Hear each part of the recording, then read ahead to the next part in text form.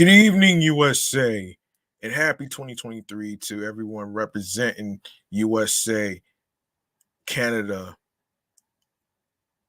International, Long Island, aka Strongland, plus the five spots of Brooklyn, Bronx, Manhattan, Staten Island, and Queens. I'm your ma- This is your man G Money Stacks, aka the Gregonator, YouTuber, creator, host of the most, misunderstood only nomad, and of course, unstoppable independent podcaster and rookie podcaster of Lawton, Queens, New York. And you're rocking and hanging with the 224th episode of Off the Meat Rack Chainz New York podcast. I hope everybody in New York and everywhere else had a good Christmas, New Year's, and everything. I know I did. And in the meantime, we're live and direct from StreamYard alongside with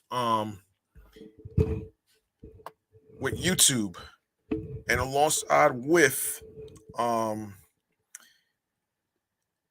yes, StreamYard and YouTube, and alongside with myself is the Instagram live feed. So make sure you turn on your notifications so you can be in the know when each episode is going to be dropping. And and yes, I will have you back on where you can listen to the episodes. Starting with grabbing that subscribe button on the YouTube channel page of G Money Stacks 555. Make sure you turn on your notifications so you don't miss anything. And for the most part, make sure you make sure you leave a like and a comment along with the episodes and alongside with being able to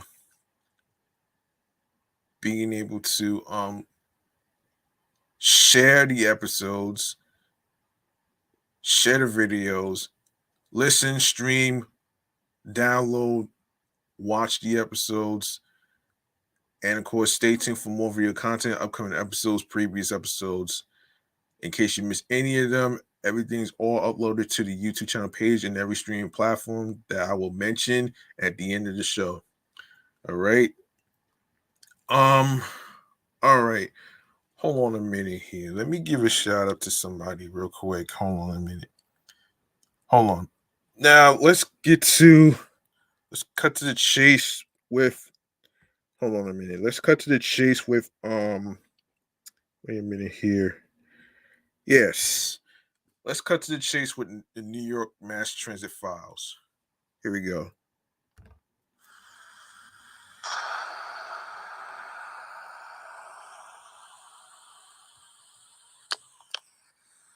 All right, let me give a shout out to somebody who just came in. Um, Shouts to the people from Hella Audacious Podcast, man. Thank you for viewing this. Appreciate you. All right, let's get started. All right, so first things first. Here's what's happening. We have we have subway and bus fares that will go into effect into 2023, which is this year, after the Metropolitan Transportation Authority approved and in a um, austerity austerity budget for the coming year, authorizing hikes up to 5.5%, but the exact amount that will increase is still to be determined by an agency working group tasked with um, divide, dividing up increases among subways, buses, commuter rails, and tolls on bridges and tunnels.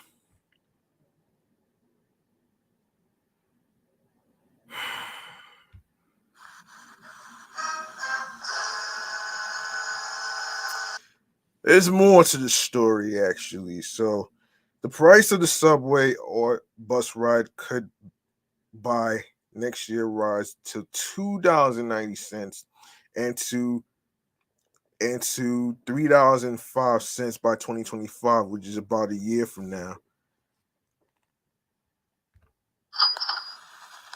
But the ultimate fare would be somewhat lower if the MTA's fare policy working group elects instead of raise commuter rail fares or tolls by a greater amount.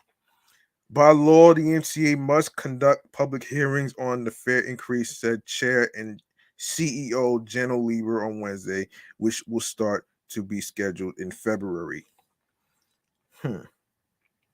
All fare increases remain hypothetical at the moment, Lieber said. As the working group comes up with a proposal informed by whatever funding package that city, state, and federal lawmakers come up with to aid the financially distressed authority. End quote.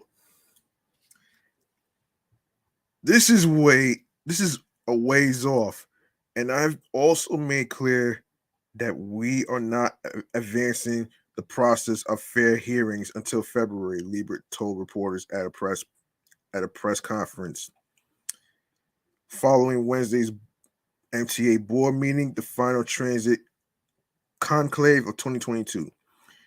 We've been very open about the fact that we're trying to give Albany City Hall and Washington a chance to come together on what they intend to contribute to the MTA's financial situation so that our essential service can be maintained at an affordable rate.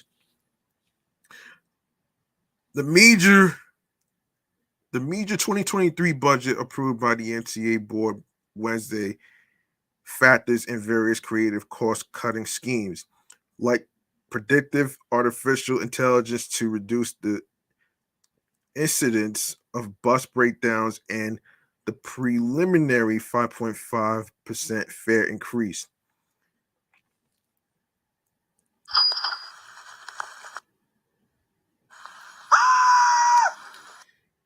Yeah, the agency is loath to consider service cuts or layoffs. Still, the budget assumes the presence of $600 million in operating aid that has not yet materialized from any of the centers of power the NTA relies on to pay its bills. That assumption gets bigger each year as the projected deficit grows.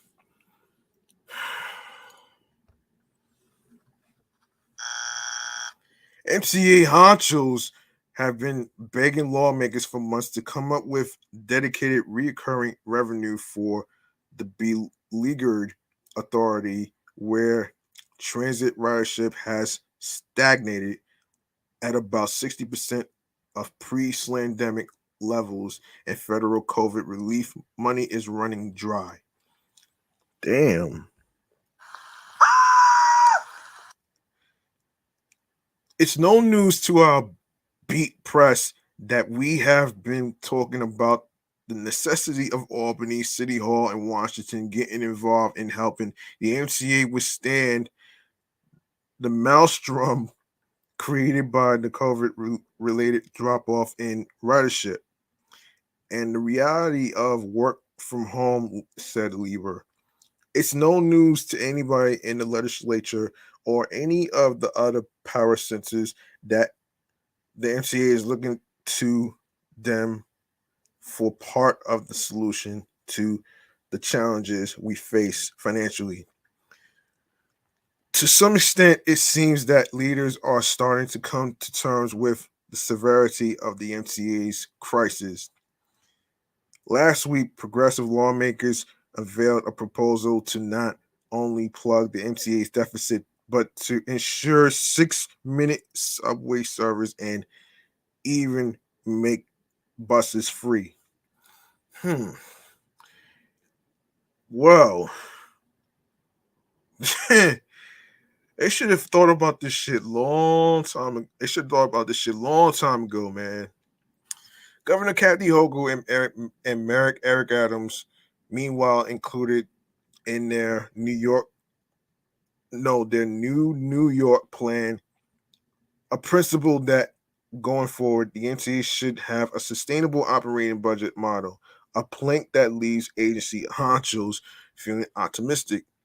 The governor will unveil her executive budget proposal next month but has stayed mum on transit-related specifics. The MCA's finances are heavily dependent on what is proposed by the governor.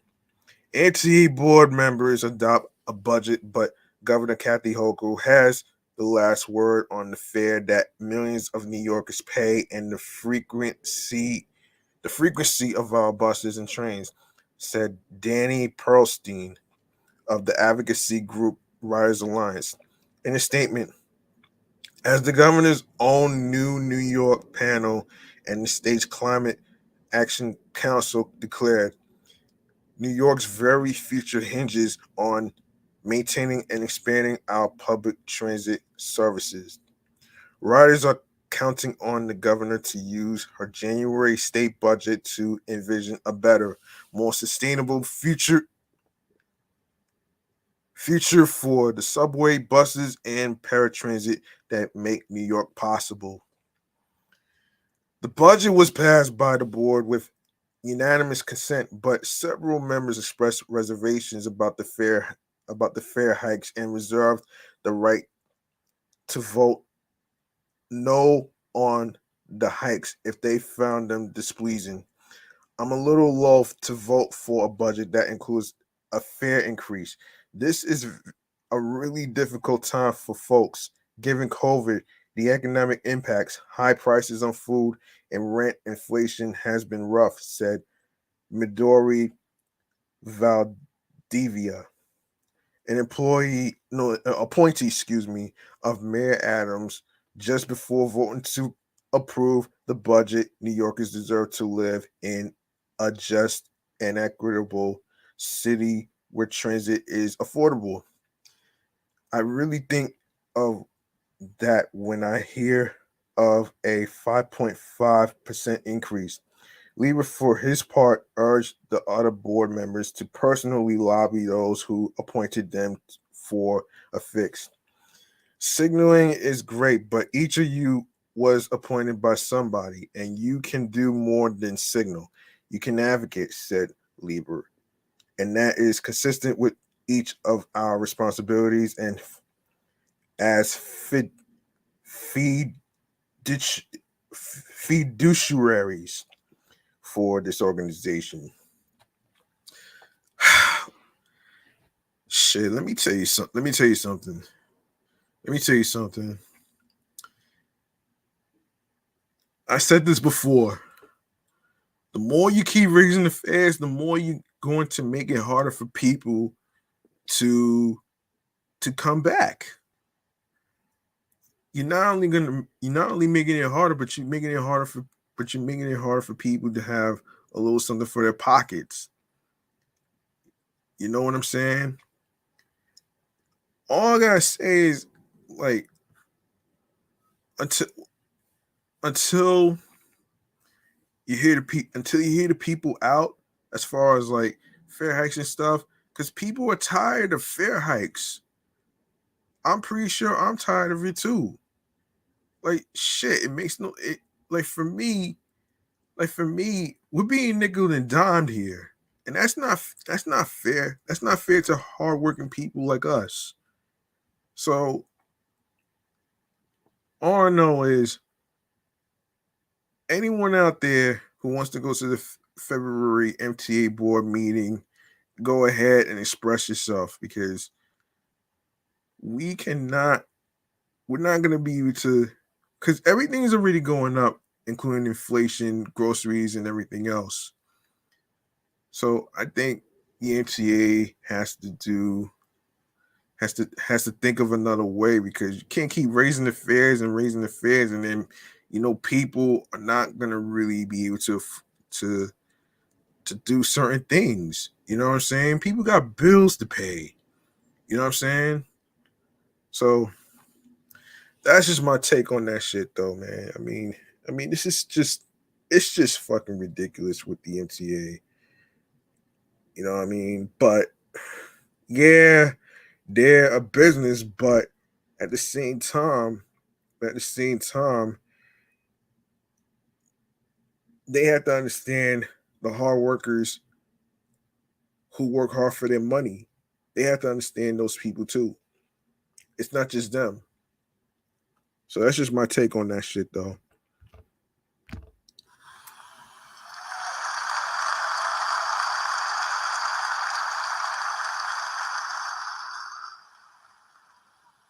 right, we're gonna get into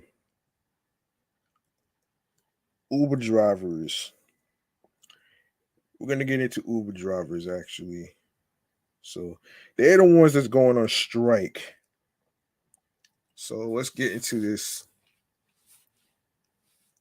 Okay, so we got another issue in transit involving Uber drivers.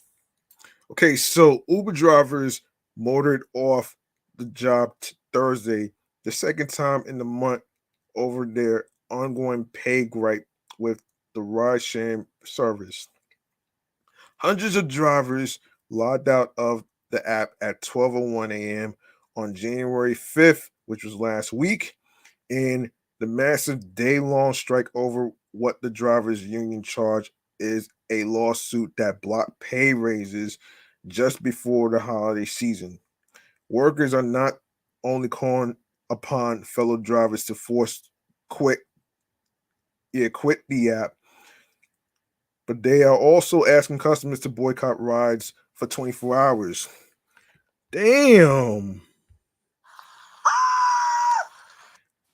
That's some shit right here. They don't think about the drivers, they just think about themselves. We are suffering. We are suffering because of the car payment, insurance, the food, the gas, mechanic, everything has gone up. Driver Samasa Tidian said, they don't care about us. In a scathing response to the strike, an Uber representative said every time the Taxi Association calls for a strike, drivers demonstrate they are more interested in delivering for New Yorkers than social media discourse. Today has been no different, arguing that pay has already gone up. Uber argued that the driver pay has gone up 38.4% on a 7-mile 30-minute trip since 2019, and rate adjustments have been made since that time.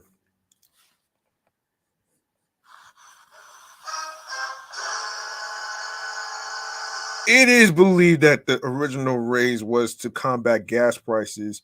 Not really. Yet the the company says gas prices have now decreased.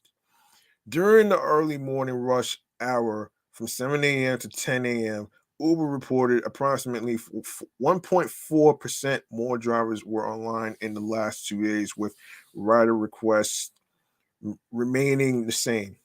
Uber believes that the strike did not interfere with business since there were still customers and drivers utilizing the app. Hundreds of drivers rallied on January 5th outside of the Uber headquarters on 75th Greenwich Street, where they waved banners and roared "Raise Now" and asserted that their employer is attempting to use the lawsuit to block raises for some 100,000 cabbies.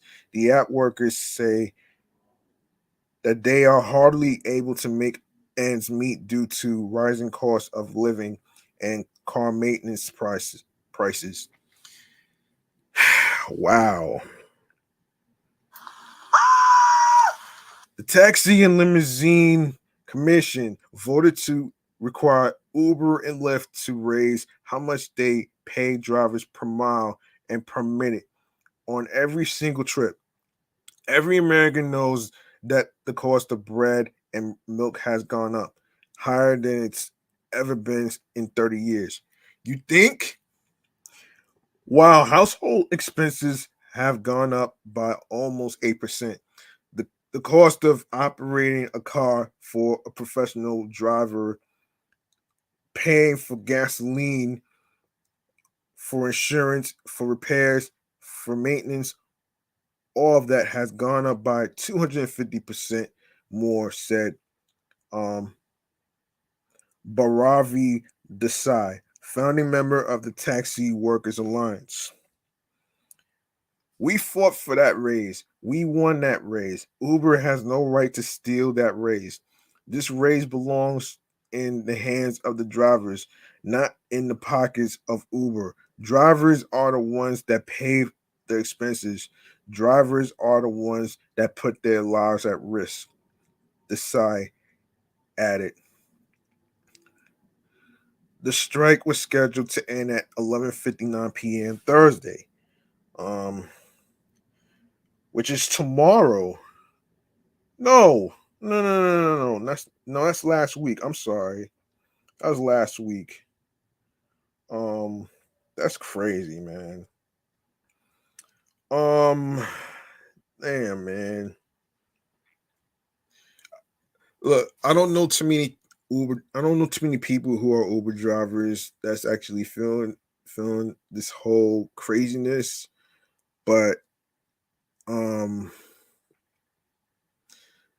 I'm gonna I'm going to brainstorm a question to the people that are Uber drivers and the people that feel that, because it's not only the fare hikes, folks. It's the it's the it's the raise for the Uber drivers that they deserve. That's why they're protesting. So it's just crazy, man. This is crazy, and I do feel bad for them, man. So let's hope they could come to a resolution to all this. Yeah, yeah. Let's hope they come to a resolution.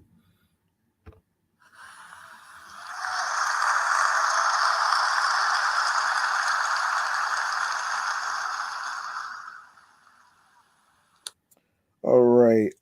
Let's see. Let's see. All right. So let's get into chatting all the jazz right here, man. Let's do this.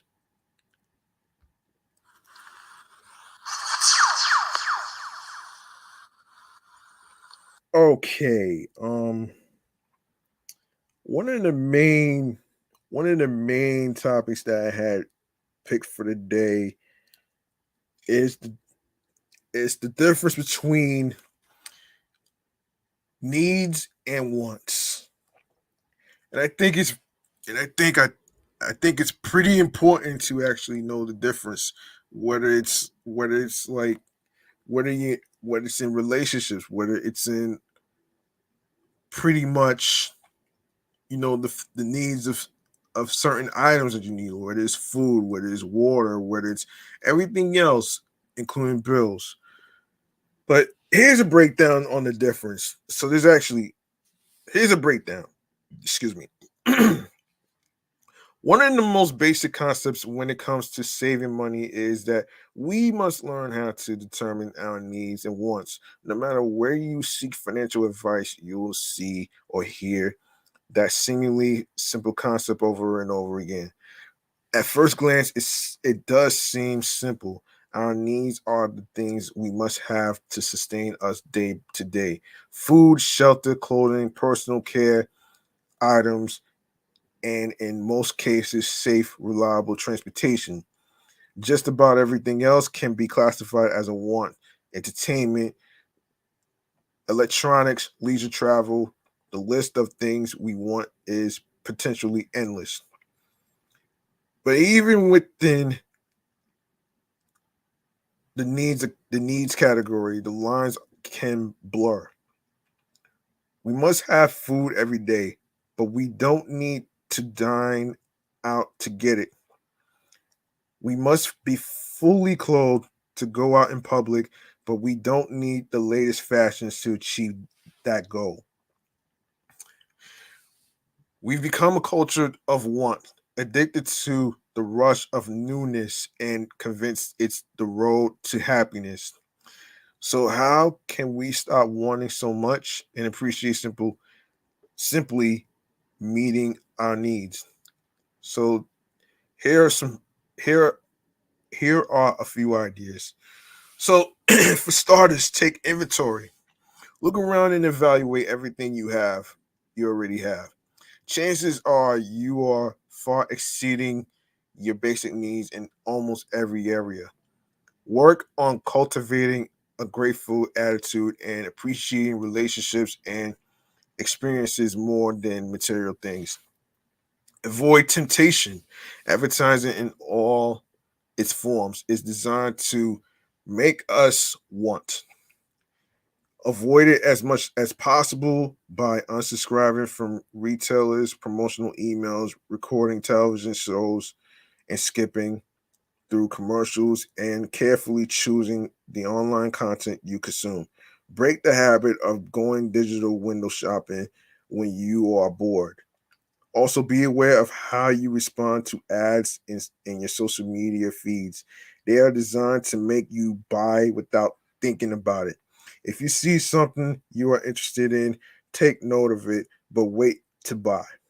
Chances are you won't even remember it tomorrow. Practice the one in, one out rule. Successful minimalists live by this concept. It simply means that anytime you bring a new item into your home, you must get rid of one of that's the same or similar. Damn. So new pair of shoes, old pair of shoes out. New baseball cap in, old baseball cap out. You get the idea. It would be easy at first, since most of us have plenty to get rid of. But as you pare down your stuff to items you truly value and enjoy, you'll be less inclined to toss them for something new. One in, one out is an effective tool for managing needs versus wants. Um, Factor in hitting cost. Often we purchase something new without thinking, of the additional costs will incur as a result. That shiny vehicle is gorgeous, but what about the added cost of higher registration and insurance rates? The fancy new phone sure looks fun, but does your current phone still work? When you stop to think about the total cost of something, you might discover you are perfectly content to keep what you already have until you truly need something new. When you start thinking about potential purchases in terms of needs and wants, you'll start making more insightful buying choices. Another helpful trick is to think about potential purchases in terms of hours worked. Once you figure out how many hours of your labor it takes to purchase an item, it might not be so appealing after all. Hmm. Well, um, okay. Okay, so all right, so we also need to learn the difference between between needs and want. So the name of this episode, if I'm not mistaken, let me just yes, the name of the episode is Let's Differentiate Between Needs and Wants. That's the name of the episode we're talking about today. All right. Okay, so this is from therapyjeff.com. How to tell the difference between a relationship need and a relationship want. Okay. So, all right, there's actually a pretty easy way to tell the difference between something you feel like you need in a relationship and something you feel like you just want. But how before we get into how you figure out what's what, can we please dispel the myth that being demanding, needy, or high maintenance is a bad thing? Well, look, before I even continue this though, sometimes being high maintenance can be a bad thing. Now, I don't know if there's a good between being high maintenance, but it may work for some people, but it may not work for everybody. So you asking for your needs to be met is not a red flag. In fact, someone telling you that you've got too many needs is a red flag. Hmm.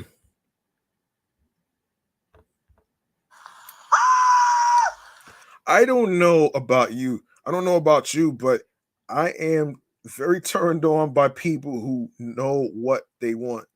Being able to speak up and let me know what your clear expectations are is a turn on.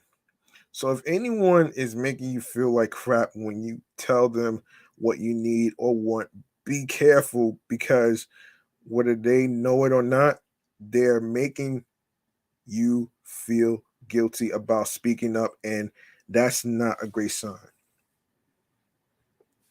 Oh, and also please don't aim to be the chill, go with the flow partner. I mean, if you are naturally easygoing and enjoy going for the ride, cool. Love that for you. But if you're someone who wants to speak up or be in more control, then by all means, please do.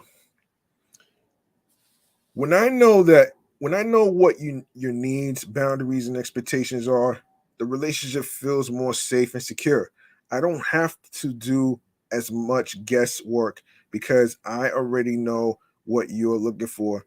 And if I accidentally bump up against your boundary or let you down, I don't have to worry about reading your mind because I know that you are going to let me know what's up. Okay, now let's talk a little about what the difference between a relationship need and a want. Needs are something that are non negotiable for you. If you have a need and it's not met, then it's probably going to be a deal breaker for you. Wants are something that you really desire to have a relationship, but if you don't get it, then it might not end the relationship. It'll be a bummer, but if a bunch of other wants are satisfied, then you'll probably be okay. And as you probably know, it's very unrealistic to get all of your wants met in a relationship. That's true. That's actually true though. I actually agree with this. I actually agree with this. Hold on. That's not it.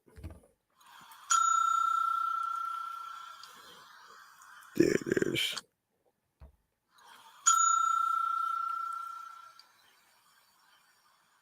Yeah.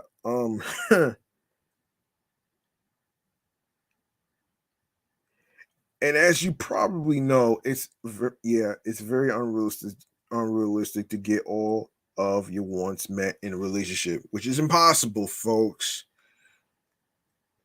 And as a disclaimer, only you get to decide what your needs and wants are. Nobody else can tell you what they should or shouldn't be. All right, as promised, let's get to how you can figure out what the difference between a relationship need and a relationship want. First things first, a quick and easy way to get a list of needs as wants is to click on the link to the needs inventory down in the description. The list is from the Center for Nonviolent Communication. Now go ahead and browse that inventory. Take your time, just scanning through it. I can easily start separating some of them into needs and wants for myself. Some clear needs for me are acceptance, empathy, and appreciation.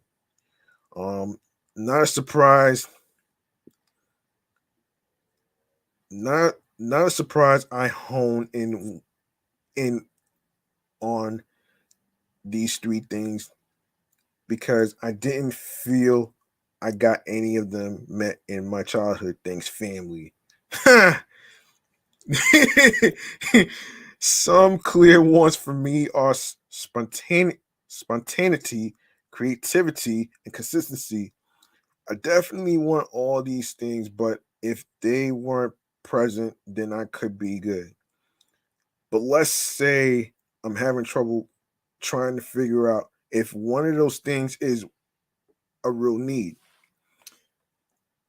that if not present would be a deal breaker, or if it's simply a want or desire that I can live without.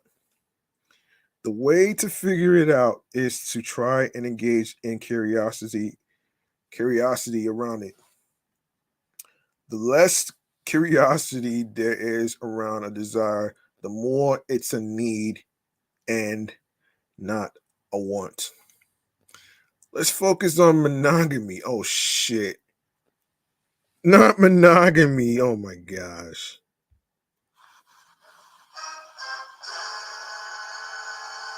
That's just an example, folks. Is being monogamous in a relationship a need or a want for you? You should ask Nick Cannon with 12 kids.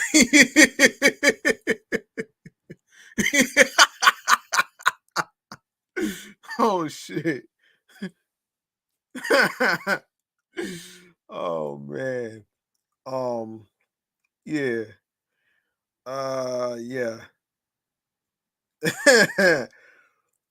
Yeah, it, it's being monogamous in a relationship a need or a want for you. Go ahead, ask yourself if you are like, yeah, I for sure need to be in a monogamous relationship, then it's clearly a need. You didn't engage in any curiosity. Look, man, monogamy is a fucking mess. It's a fucking messy situation right here, man. That's not really something I actually really think about though, man. That's not what I do. I'm more of a one single person. That's it. So that's just me, man. But anyway.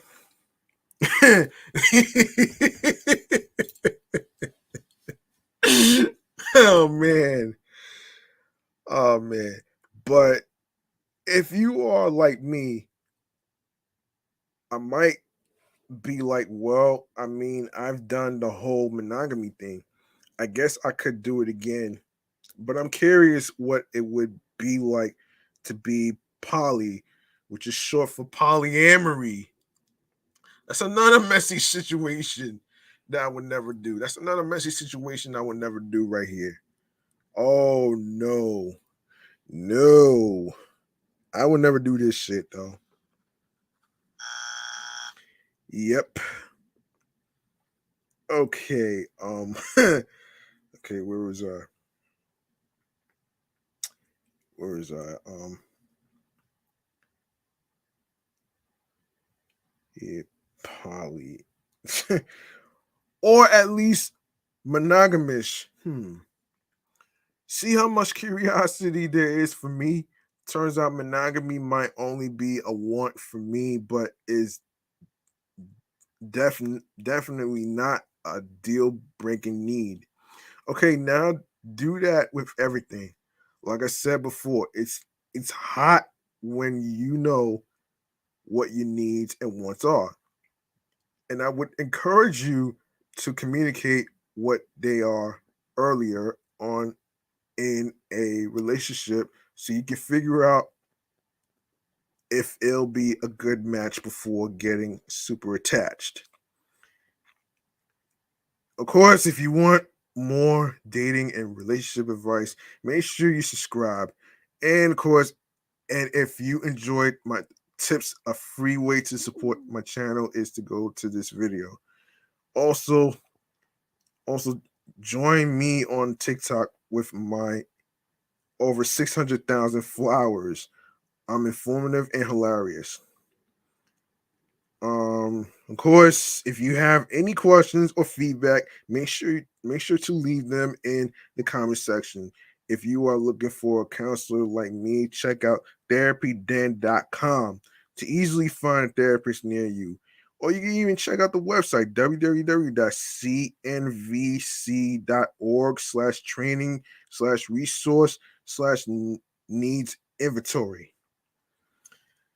Okay, there you go. That was your differentiation of needs and wants. So here we go. All right, so now we can go to, let's see what we have on the agenda here. Um yes, let's get to, okay, let's get to Drake. Let's get to Drake. All right, so this is from Hip Hop DX. This is a little recap from 2022, some topics that I'm going to be doing from 2022. So this is more of a recap. So Drake and Lil Baby have closed out the year in a tie for the most Billboard Hot 100 placements of 2022, thanks to record-breaking releases by both artists. Chart data reports that the frequent collaborators each nabbed 40 Hot 100 singles this year, including their joint effort as part of DJ Khaled's Staying Alive, which peaked at the number 5 in August. The song has also landed on Billboard's Hot R&B Hip Hop Songs year-end chart. Staying Alive also helped Drake break the Beatles' 55-year record for the most top 5 singles on the chart, with 30 such placements over the course of his career. No secret, his solo track on Khaled's God Did also made an appearance on the Hot 100 singles. Wow. The majority of Drake's other Hot 100 hits were off of his two highly anticipated 2022 releases. Honestly, Nevermind yielded a total of 5 entries on the Hot 100 within its first week. The 21 Savage assisted Jimmy Cooks, number 5, Sticky, number 17, Massive, number 44, Falling Back, number 64, and Tex Go Green, number 3. Jimmy Cooks debuted at number 1 on the chart, earning Drake his 11th chart topping single. Additional tracks from the project, including Oceans, Calling My Name, A Keeper, and Flights Booked, also popped up on the charts in subsequent weeks. With the arrival of Her Loss, Drizzy joined forces with 21 Savage to score a few more career highs. Lee's single Rich Flex bowed at number 1 during the during the album's first week, and with 7 other tracks from the project appearing on the chart, Drake accepted 8 of the top 10 positions at once for the second time in as many years. The Six God nabbed 2 Hot 100 singles as a featured, artist alongside Future, and 2 more in the form of Gunna on P Power and Jack Harlow's Churchill Downs. Lil Baby also made history also following the release of his third studio album, It's Only Me, when the project's 23 song track list entered the Hot 100 charts in its first week. The Atlanta native became the youngest solo artist and the third overall to land an entire album onto the charts. The release also joined Staying Alive and 2017's Freestyle to give Baby 25 songs on the coveted list simultaneously. Additionally, Lil Baby's 2022 count was boosted by featured appearances alongside Nardo Wick, Sleazy World Go, Ed Sheeran, Nicki Minaj, Gunna, NAV, Roddy Rich, Chris Brown, and an additional appearance of his own on God Did. The success of his 2022 releases and features have garnered Drake 4 nominations in this year's Hip Hop DX Hip Hop Awards, with 2 tracks nominated in the Best Hip Hop Collaboration of 2022 and 1 nod each for Best Hip Hop Song of 2022 and Best Hip Hop Verse of 2022. Okay. All right. Let's make some noise. Let's make some noise for Drake, shall we?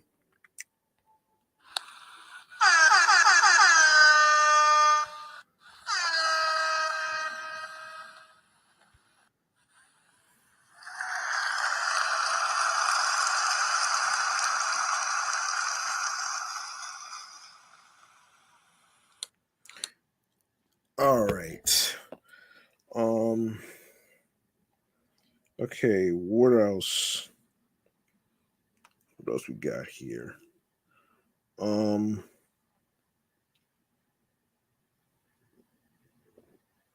okay. In other music news, hold on a second. Okay, in other music news, um 25 best R&B albums of 2022. So this is more of a recap right here. Um Back in 2015, on the Grammy stage, Prince declared albums still matter. Like books and Black Lives, albums still matter. He ain't never lied. Albums, great ones especially, are more than just a compilation of songs thrown together on a succinct body of work. LPs that stand the test of time follow a theme, tell a cohesive story, evoke emotions, have relatable lyrics, and infectious melodies that induce hours and hours of replay. R&B particularly is in such a special place. We have artists sticking to the traditional recipe while also incorporating individual standout elements, while others dare to experiment, breaking out of that nostalgic chokehold and sample heavy culture to spark refreshing conversations and remind listeners, both old and new, that not only is R&B alive, but it remains in flux if you allow it to. Before we get into Vibe's best R&B albums of 2022 list, we'd like we first like to acknowledge those who almost made the cut. Alicia Keys 2, um, Muni Long's Public Displays of Affection, the album.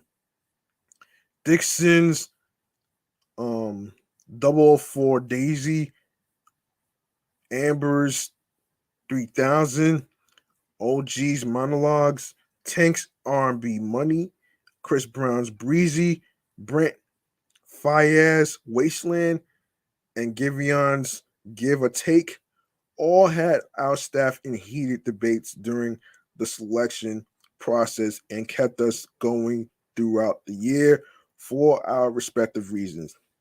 Not to mention that though Beyonce's Renaissance is not a traditional R&B album, it is without a doubt the album of the year.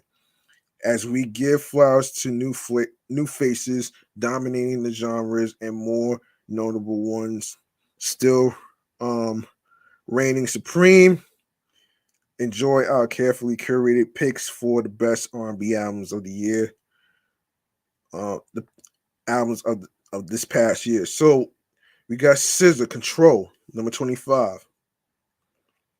Um, yes, prior to her releasing her stellar follow-up, SOS, Scissor officially broke her 5-year hiatus since her monumental debut. TDE's First Lady re-released Control and added 7 unreleased songs in celebration of its fifth.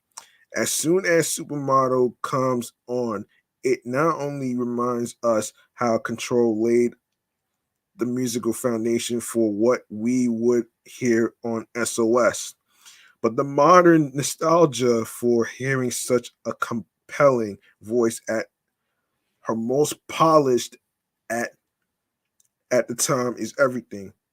You may remember you may remember when Vibe listed Control as one of the 17 albums worth carrying into 2017.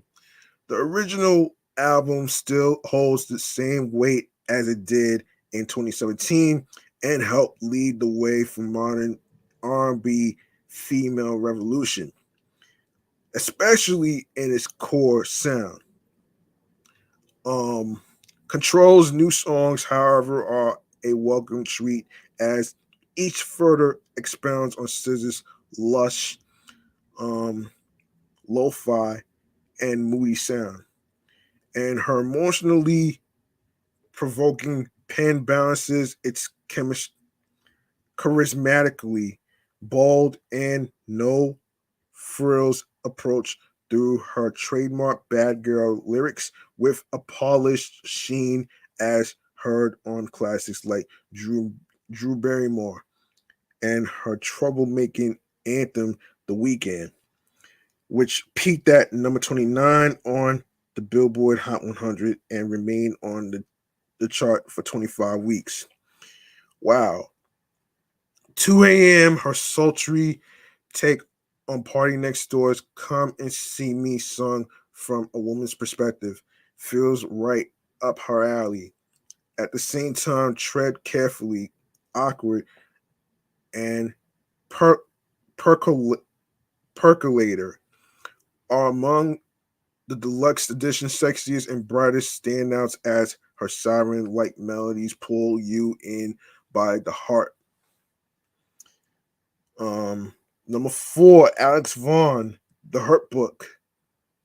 Following up her 2018 debut LB The Shift and 2022 EP Voice Notes, the newest songbird of R&B powerhouse LVRN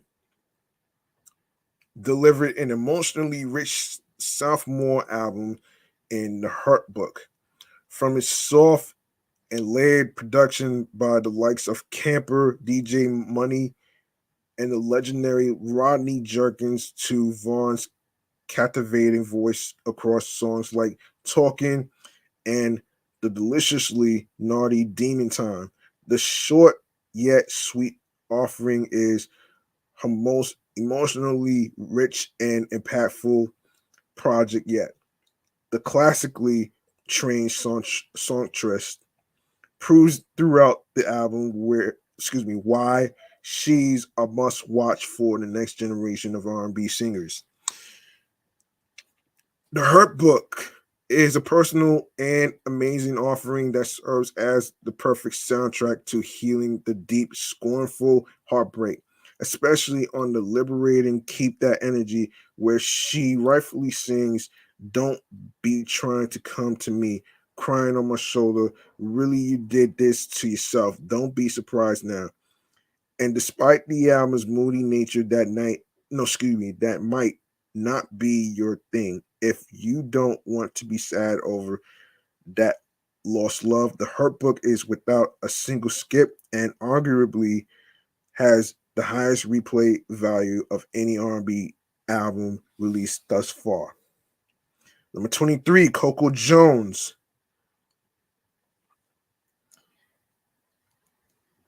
The opening vocals by Coco Jones' sultry Silk Serenade will make you immediately forget she's one of the stars of Peacock's hit remake show Bel Air.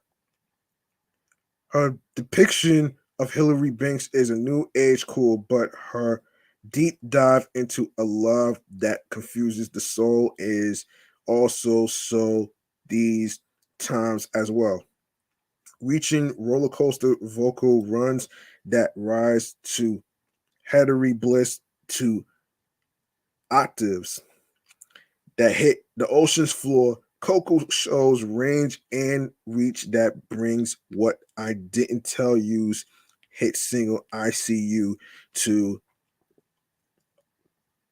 a guttural punch that settles in your heart. The Def Jam artist somehow walks along with the 7 tracks that speak to love, longing, and love loss. Yet she fills the themes with emotional highs and the twisting of love's curves while adding rhythm to the blues. Production by London on the track sets the perfect sound wave that interpolates SWV's classic Rain ballad and showcases Jones's dark liquor deep vocals on double back. She continues the cool and casual crusade with No Chaser, a simple ride that Jones makes her own with the tone of her voice. A true breath of fresh air is Jones and her approach to R&B, not overtly penetrating the sex tropes, not harking on the bitterness of love, but looking at the many angles of living in and overcoming hurt to lay in love's arms is how she wants to bring you closer to her. The star is on the rise, and with what I didn't tell you, she's telling you just that.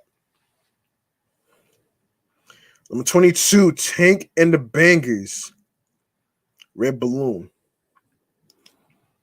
Tank and the Bangers have truly come a long way.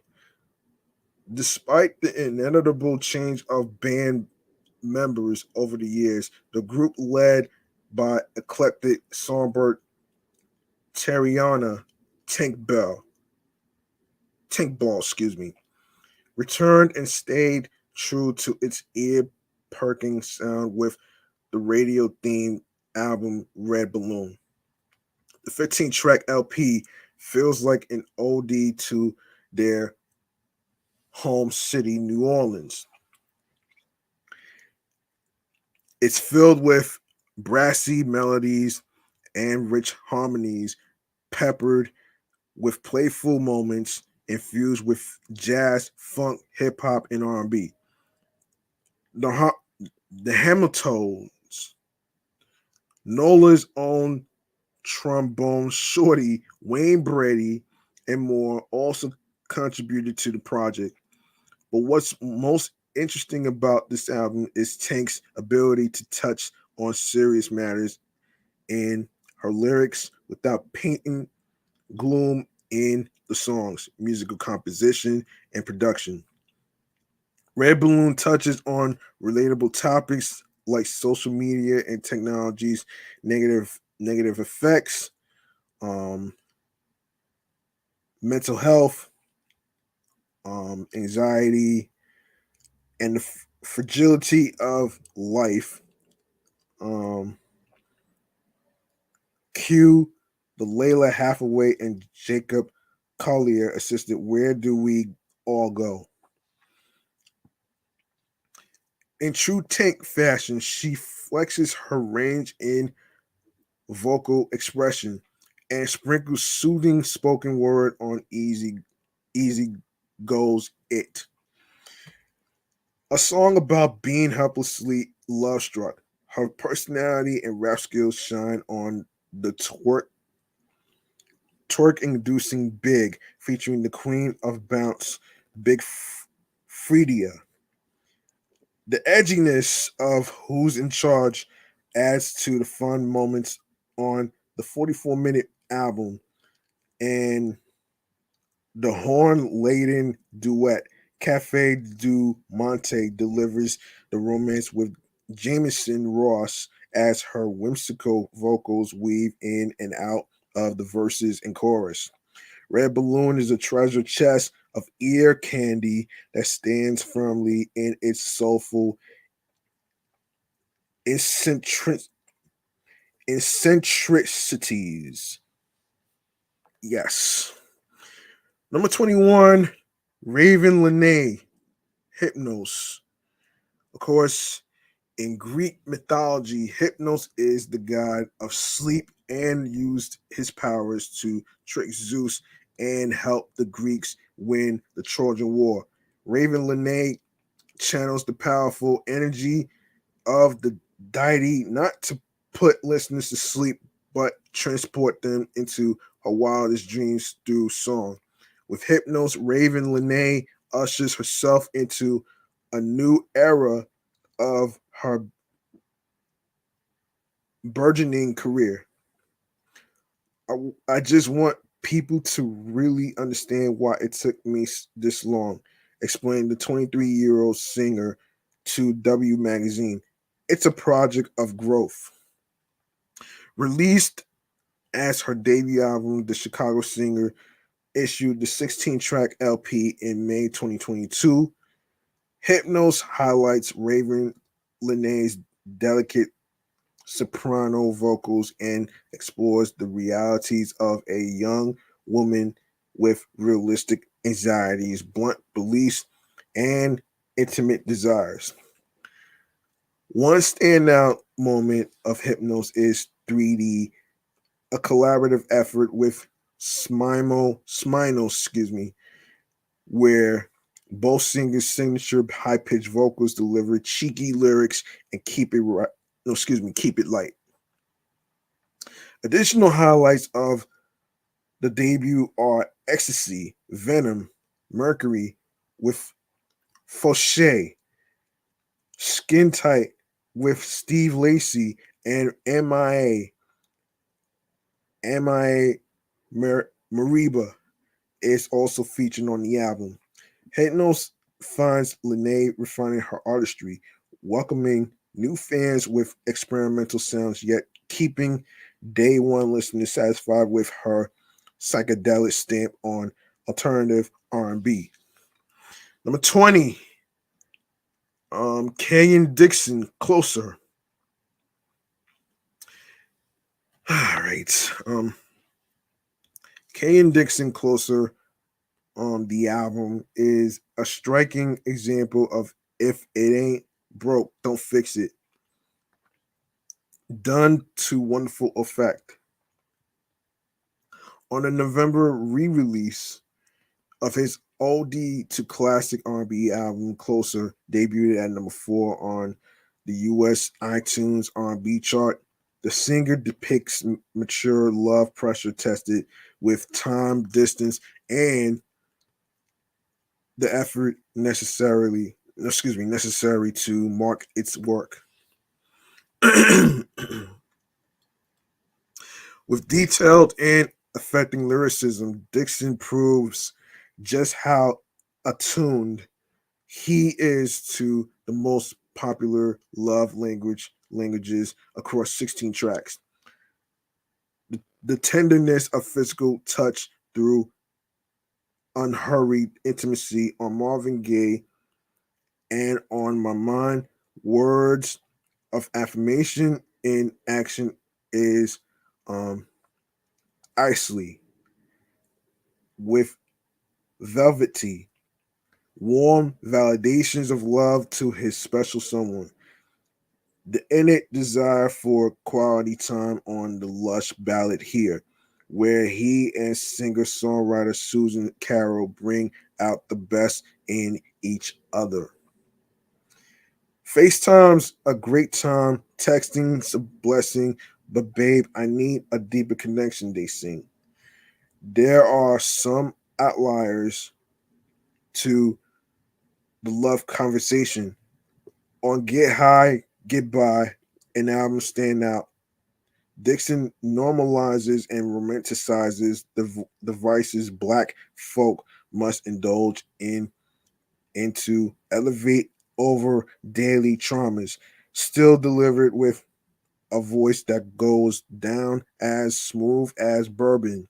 But all in all, the Grammy nominated crooner owns his sweet spot crafting songs you can't help but melt deeper into a sound bed for the love of your life. Wow. Number 19, Ella May, Heart of My Sleeve. Ella May turned the terrible twos into a seismic sophomore shift with Heart on My Sleeve. The 4 years since her 2018 debut produced elevated songwriting, enhanced production, stronger delivery, and overall maturity. The UK songstress shows she has a knack for upbeat jams with the opener, trying before seeping into her feelings later on with the D Mile produced Break My Heart. Damn. The Grammy winner shows how deep one's love can run. Telling her partner, if I had to choose who could break my heart, baby, it would be you. Don't know what you are doing to me. Spending my life with you only. This record features impressive vocals, crescend, crescendos, and a pre-chorus showing that the attention to detail on heart on my sleeve was multi-layered. Yeah, multi-layered. Yeah. Lucky Day appears in the standout duet "A Mess," a true display of the roller coaster nature of love. No, this might be a mess, but yes, cause for me, you are the best. I don't want nothing less, can't lie. I must confess, for me, you are the best. No, this might be a mess. They riff in the chorus. Ella May isn't the bright eyed, booed up girl from 4 years ago. She's grown up and is not afraid to shine a light on the darker sides of romance. Okay, interesting. Okay, so number 18, Steve Lacy, Gemini Rights. Not the reporter from Fox 5, folks. I didn't know what you're thinking, but that's not him though. Anyway, yes, so if Prince and Frank Ocean had a baby, it would be Steve Lacy on the RCA signees sophomore album Gemini Rights. The two-time Grammy nominated artist delivers a 10-track body of work that delivers a more vulnerable side of the multi-dimensional artist. In contrast to his 2019 debut album Apollo XXI, um, where songs such as Like Me can serve as his bisexual coming out.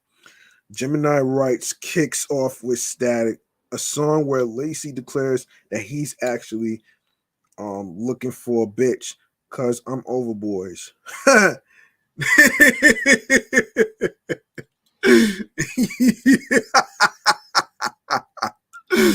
Oh man. A long way from making beats on his iPhone. The 24-year-old's sound has both matured and improved.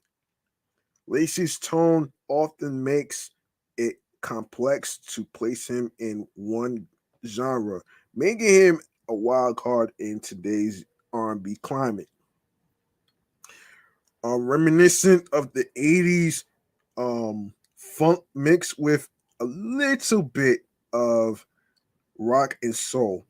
Lacey plays around with different instruments and cadences on many of the tracks. Um, on Mercury, the beat's quirkiness makes the song extra colorful as his voice sachets between effortless crooning and melodic rapping. Apropos of the album's title, Steve is tapping into his inner Gemini musically, leaning into his sign's reputation for mood switching. Peaking at number 7 on the Billboard 200 chart, Gemini Rights offers varietal fields for all types of listeners. Aside from charting singles, Sunshine and Bad Habits, Bad Habit, sleepers like Buttons and the jazziness of Amber display Lacey's vocal ability and playfulness with his craft. Number 17, Amber Mark, three dimensions deep, excuse me. Um all right, so re-releasing an album at the top of any year is a bold call, but it's one Amber Mark completed with grace. 11 months later, Three Dimensions Deep is still in the best R&B albums of the year conversation. An artistic triumph, Mark delivers her backstory across a diverse 17-track project bouncing from boom bap to Afro beats, dance trap, and even 80s power ballad R&B. On Three Dimensions Deep, Amber simultaneously wrestles with the loss of her mother, Mia Mark, who she lost in 2013, and the deterioration of an intimate relationship. The Tennessee born singer creates a soundscape teeming with anthems, statements, and affirmative chants to uplift herself and others seeking reassurance. A quest to heal begins with the triumphant intro one, confronting the loss of her mom. She sings about wanting to make her mother proud and give her best despite her Shortcomings. Next, Mark shifts her attention to men in the affirming anthem, Most Men, decrying those who fail to cherish women. She asserts that while most men are trifling, love does exist. On Dark Side, the singer turns up the alternative R&B and thrusts the listener into the future with an atmospheric number praising a newfound love of self. Um, through Tar's songwriting, Amber's multifarious album represents an ambitious yet ruminative spiritual awakening. The album has so many sounds, cultures, and textures because it represents me and my life. She told Grammy.com, I'm not what you expect me to be. I'm me. And as you should, don't change for fucking anybody. Just do you. Number 16, Duran Bernard, Wanderlust. Bernard is such a layered star and a force to reckon with. His album Wanderlust is a delightful journey as he embarks on multiple deep dives inward and shares identifying lessons learned from always being a student of life and self. Bernard explained in a statement, please understand that the recent 2022 Soul Train Awards Soul Cypher participant is not new to this, but very true to this. Influenced by Earth, Wind, and Fire, Little Richard, and Erica Badu with elements of church, the Cleveland native incorporates such a groove into his music. His ostentatious animated personality takes hold over every record, including Footprints and Little Bit, and is regarded as gangster musical theater. Though feeling like part of the family, Bernard makes sure to draw the line in the sand with limit enforcers. Boundaries featuring Tired and Exhausted and HI featuring Devin Tracy. The thing that sets Bernard apart from other overnight successes is his effortless vocal range and superb production on Wonderlust. Take Leveled. It's one of those records that's so good you'll catch an attitude. Bernard himself compared his growth from DUR and to Wonderlust being the voodoo to its brown sugar. We couldn't have explained it better.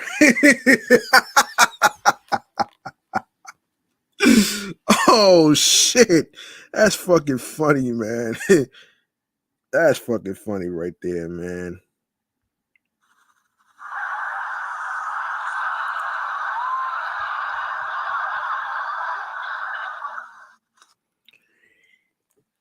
Yes. Up next is John Legend, number 15. John Legend flaunts his fluency in every love language on his eighth album, Legend, carrying enough material to score a rom com. The EGOT winner soundtracks the highs and deep sighs of love with an 81-minute double LP that two steps into funky territory and slow dances with the heartfelt ballads he's built his career on. On Legend, which debuted at number 10 on Billboard's Top R&B Albums chart. A light and limber, Legend leans into his strengths, gliding between soulful gems and contemporary pop bops like All She Wanna Do. And of course, it features Sweetie appears on the remix, the Jid assisted Dope, and Water Slide. The piano playing virtuoso caters to the grown folks and shows he's still proficient in PDA with the steamy treats, rounds, and honey. The second act toast to everlasting love and flows like a musical memoir.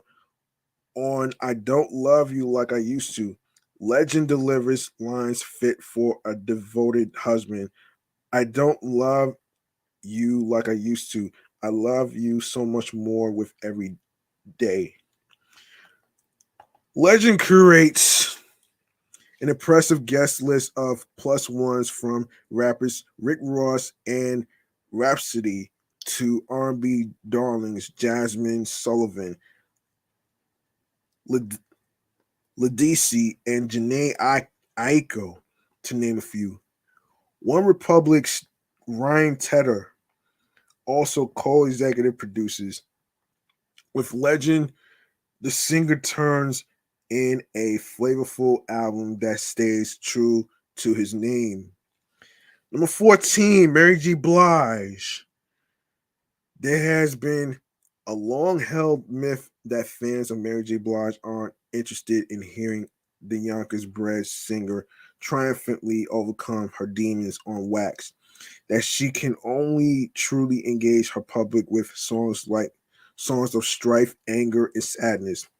Indeed, much of the icon's early catalog almost exclusively delved into her pain, with her hopes of finding a real love sprinkled in sporadically to avoid going completely over the edge. With Good Morning Gorgeous, Blige gives OG fans exactly what they want in her ever evolving comfort with vulnerability, while establishing that she's moved beyond obsessing over relationships that didn't serve her greatest self.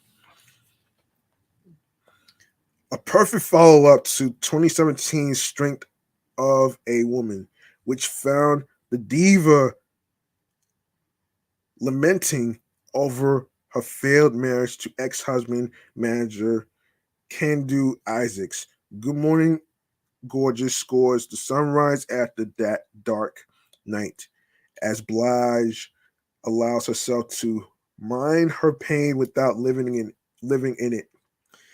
The title track is a true affirmation that embodies self-love and acceptance, with lyrics penned by the Grammy-winning her that relay her desire to finally see herself as the queen she's been since uncovering her gift many moons ago.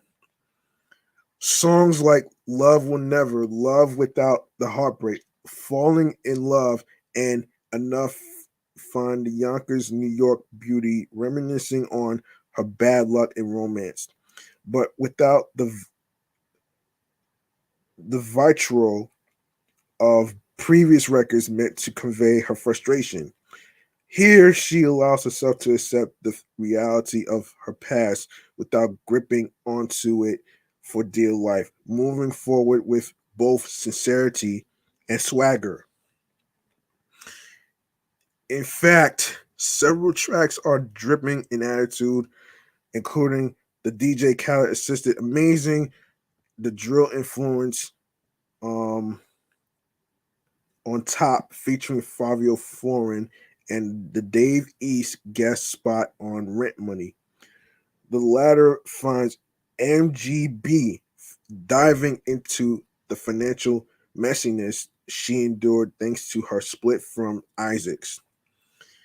Standout single Here With Me finds Mary grooving with Anderson Paak while speaking her ideal partner into existence. The final track, Need Love, sees the Queen teaming up with Usher for a smooth duet, where she admits to wishing she could wake up in a cloud of love, but is in no rush when it comes to finding the real thing. Blage's phenomenal Good Morning Gorgeous tour took over arenas from coast to coast as she brought her love for music and her fans across the country. The record has also garnered Blage's 2023 Grammy nominations, making it her second most nominated album following 2005's The Breakthrough. It also earned the Deserving Diva her first nomination for Album of the Year, proving she can musically hold her own beyond her R&B roots. She'll be going head to head with 9 other heavy hitters, including Beyonce, Adele, Lizzo, 3 artists she's unquestionably influenced, as well as Bad Bunny, K. Dot, and Coldplay. There are several reasons she's remained among the greats for over 30 years. And Good Morning Gorgeous is just the latest from the queen of hip hop soul. Okay, hold on a second.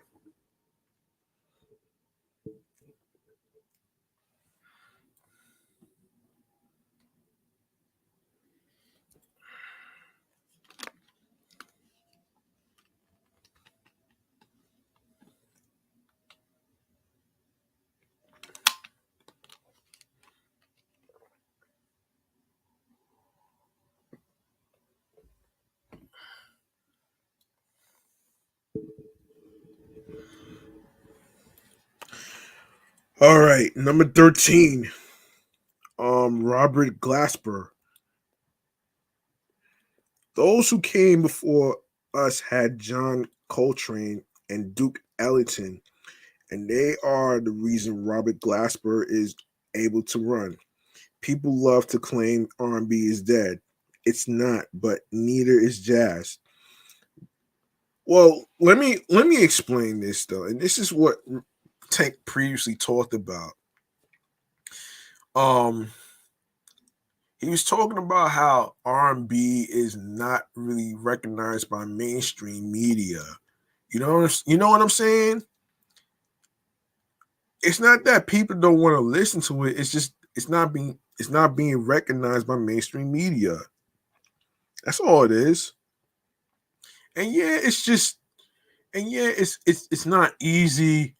It's not fucking easy to just, you know, try to keep R&B alive, knowing that hip hop has been popular for years, man, and it's going on to its 50th anniversary. So this year, so I'm going to cover that as well. So stay tuned for that right there. Um, okay, Glasper is able to blend together neo soul and jazz with a sprinkle of hip hop to formulate his magical black radio series. The initial crossover album earned him his first Grammy in 2013 for Best R&B Album, and over the years, the compilation series truly became his signature. With Black Radio 3, specifically the Supreme Edition, Glassberg bridges a generational gap with the inclusion of her, Gregory Porter, Michelle, and Giocello, Ant Clemens, Layla Hathaway, and Alex Isley. First released in August 2020, Better Than I Imagined was the perfect setup for the full LP. Rightfully winning a Grammy the following year, the Soothing record was a homage to Black love and that possibility of romance we heard about in Love Jones. Somehow Glasper makes this melting pot seem effortless, excuse me, to piece together. Yes, PJ Morton and India Ari tug on heartstrings with Forever, while Matt Miller comes across as immortal on Therapy Part 2. And Luke James praises his lady on My Queen. Yet it was the reimagined Voyage to Atlantis, where Isley redid her family's timeless slow jam with the help of Bilal, that fulfilled fans' craving since the Marigold Singer's rise to prominence.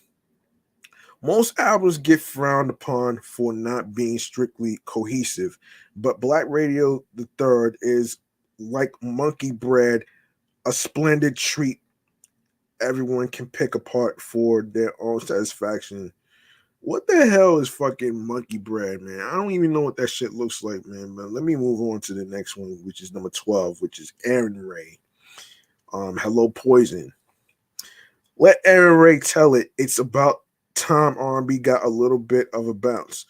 The Cincinnati-born LA-based singer started off 2022 with a welcome sonic shift with his sophomore full-length LP, Hello Poison. The long-awaited follow-up to his 2018 debut, Platinum Fire. For as much time as he spent away living and crafting the project, those 4 years with his head down proved fruitful. On the self-described Slamdemic album, Aaron managed to carve out a lane for himself during an impressive year for R&B releases. Inspired by the life cycle of a recent relationship, Aaron um, oscillates between sensual charismas and playful, casual lover boy vibes with ease, letting his breezy vocals and Michael Jackson-esque falsettos float across 15 tracks. Um, Sonically, he navigates from top-down production like Sirius and the blast assisted breakaway single Bad Idea to funkier cuts that seem to pull from Silk Sonic's playbook. This is nice. Groove-inducing cuts like Freak are the kind of R&B you pluck a dance partner off the wall for. And once he's gotten you limber, he doubles down on the sex appeal with bedroom slow burners like the Slinky, What Is It, with Ari Lennox, and Heaving Miss Frustration featuring Van Jess. Despite Hello Poison's impressive guest list, additional features include Ty Dolla $ign, Terrence Martin, Childish Major, D Smoke, Rose Gold, and even Brandy's Cool's hidden away on the back half of Storm. This is still his house, and he has the credits to prove it.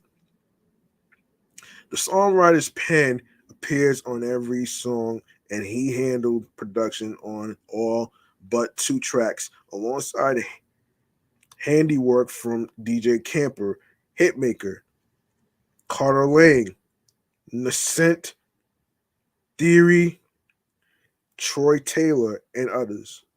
While it has yet to dent the charts, Aaron's cohesive, largely skipless listen makes clear his um, maturation from X Factor competitor of yesteryear to trusty songwriter for Jason Derulo and Chris Brown to a solo artist who knows how to command his own spotlight. Wow. Number 11, Ari Lennox. Dial up and hiding behind PC screens, pretending to be anyone you wanted to be was the norm in the early 2000s. A simple, um, a simple ASL was all anyone needed in order to decide if a total stranger was worthy of furthering hours long conversations on AOL Instant Messenger or Yahoo Messenger. Ari Lennox brought back those nostalgic feels with age, sex, location, making it an undeniable R&B win for the year. Shortened to ASL, the acronym immediately makes one think of chat rooms, special characters, and far-fetched usernames. On the Dreamville Artists' sophomore LP, Ari isn't interested in meaningless hookups, small talk, or low vibrational men. From start to finish, the album takes listeners on her journey to assertiveness, one quite different from her coming of age debut project, Shea Butter Baby. Give me 1 second. I'll be right back.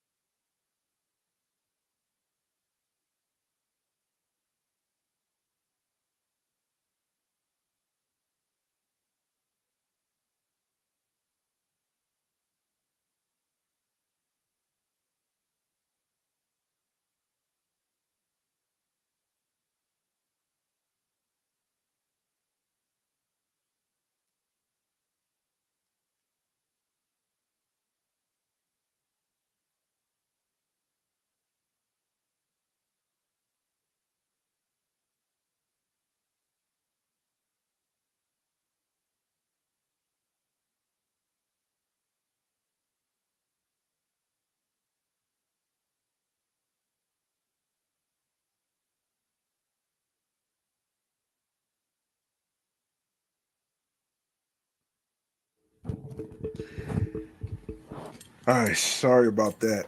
I had to use the bathroom real quick. Okay, where did I leave off? Yes, here it is. These days, Ari is a mature 31-year-old weeding out the dead weight. Oh shit. Weeding out. Oh man. She's stating exactly what she wants in a man and making him stand on her every word. Songs like POF, Waste My Time, and Pressure are all great examples of Ari's growth, not only in ability to her ability, but in her own understanding of what she needs as a woman. On Waste My Time, she sings no dick making me stupid, no funny Valentine loving from Cupid. Need someone to get to it. I see you begging, so there ain't no choosing. In regards to the inspiration behind her second LP, Lennox told J. Cole, Transitional Space, I remember the countless times I was kicked out of the dating apps because they didn't think I was really myself. It reminded me of those age, sex, location days where I actually wasn't being myself in those chat rooms. She added, no more tiptoeing, no more docile, providing grace and compassion to myself, blocking those that no longer serve me or just literally not responding. Um, ASL peaked at number 13 on the Billboard R&B hip hop albums chart. The album earned her nominations for multiple awards this year, including 6 nominations at the 2022 BET Soul Train Awards. Number 10, Lucky Days. As his first album to debut on Billboard's 200 chart at number 69, Candy Drip is Lucky Days' most commercially successful work as a lead artist to date. The album also earned nominations for the 2023 Grammy Awards in the categories for Best R&B Album and Best R&B Performance, and placed D Mile in the running for Producer of the Year. Candy Drip finds the New Orleans musician oozing the sensual, sultry sounds of R&B for his sophomore offering that proves Lucky Day's versatility as an artist. The album cover calls to the provocative artwork popularized by the Ohio Players and sets the tone for the sticky, sometimes sad, but ultimately seductive songs inside through the album's 17 tracks. Lucky Day delivers traditional R&B in theme and style, but does not shy away from exploring a modernized sound with hip hop, alternative, R&B, soul, and funk inspired tracks. I wanted this to be about taste, the 37-year-old singer explained to Rolling Stone. Some people love the things that somebody else hates. You might get super sweet or you might get super savory sounds. I'm just shooting for a few new no, I'm shooting for a new creative angle to approach music.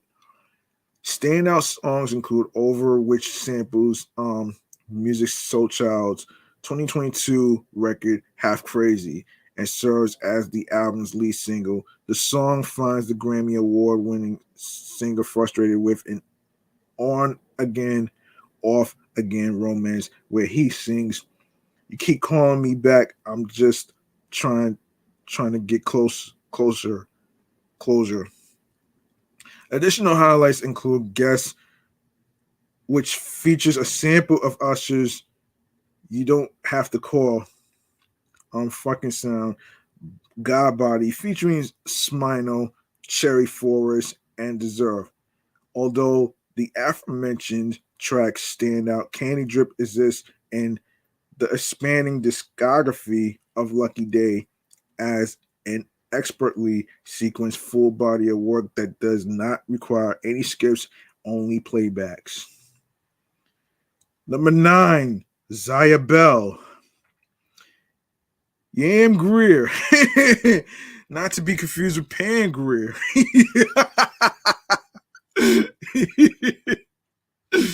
Oh shit. Places Zaya Bell on Vibe's top R&B albums list for the second consecutive year, following her 2021 7-track EP, Who's Listening Anyway. This time around, she is even more focused than before. Yan Greer brings Zaya Bell to a new point in her career and promises a bright future on her own terms. Channeling the energy of legendary sex symbol actress Pam Grier, the steadily rising talent Bell issued Yam Greer as her debut album and solidified her voice as a self-assured singer with the ability to look inward and discover more of her own sexy and thorough substance. Through the album, the California native serves as a voice for the multifaceted millennial women, specifically Black women who prioritize self-care and preservation. For the girls who fierceness is sometimes cloaked in softness and vulnerability. The persona behind Yam Greer is all inspired by women that are forces to be reckoned with, whether that be women in my personal life, my mom, my aunties. Bell explained to Rated R&B. It's just the extra. Um, it's just the extra um, that Black women have. You can't recreate it. Recreate it. It's the original. It's the blueprint.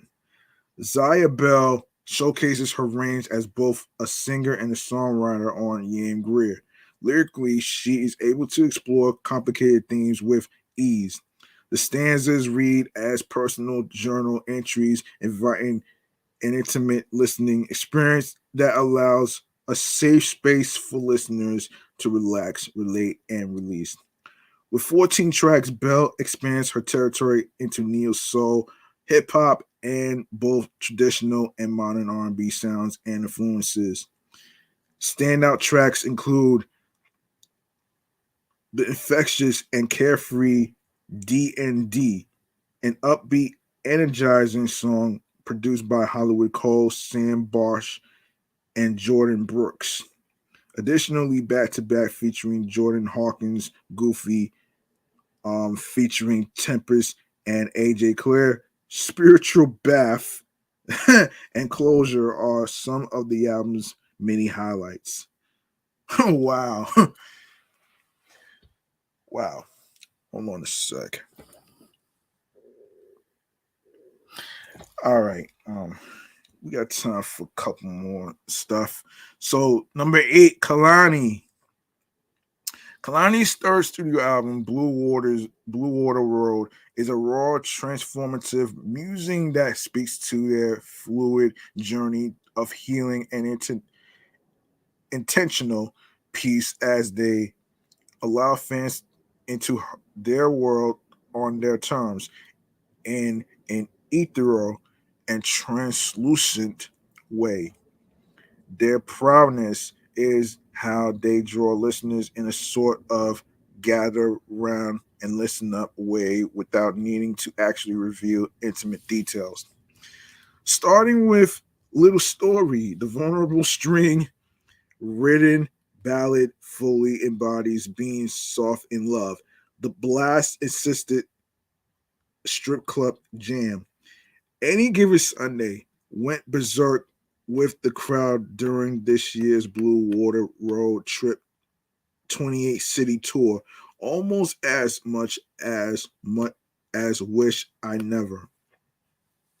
Radiating confidence with a sting of regret, brilliantly flipped sample of Slick Rick's children's story was the best fuck off response to the preceding song Shooter Interlude, as Kalani melodically raps, I never let him win lest I say so, and I don't show my cards, but I play though she faults herself for getting played. This is more of a reinforcing stumble, not a fall. Of course, the hopeful romantic had her heart on full display on tracks like Up at Night and Melt. The Justin Bieber aided tune cements how a good lover earns a permanent spot in the front of mind, whilst the latter ballad highlights all the heavenly elements of falling in love. Lest we forget, Kalani's sensual side is heard on Tangerine and Get Me Started. The songbird is no stranger to masking her sexual desires behind sweet factors like honey. Overall, Blue Water Road pulls from the youthful freedom of their 2014 debut mixtape Cloud 19. The heart wrenching honesty of 2015's You Should Be Here. The sensual bliss of 2017's Sweet Sexy Savage. The reflective hope of 2019's While We Wait, and bask in the light from the dark complexities of 2020's It Was Good Until It Wasn't, marking their largest and most permanent shift in life. Number 7, India Brown. One thing about India Sean, hold on a second. Yeah, India Sean, I'm sorry. Yeah, India Sean.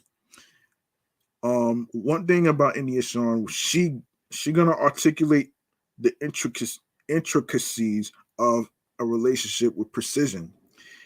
In the thick of a blazing summer season, Sean dropped off the continuation of her 2021 EP Before We Go, entitled Before We Go Deeper. The 14-song project featured India nestled perfectly over Chris production crafted by Grammy Award-winning producer D-Mile. Sean and D-Mile established chemistry and healthy creative environment ushers the singer's artistry to new heights. She explained the feeling when working with D Magic, Sean told Vibe. The chemistry was so great. He's the only producer who I can say every idea that he makes I want to do. And I always will always sing his praises. He's just a good person and that inspires me. He's ushering in a new season for just the people with integrity and especially for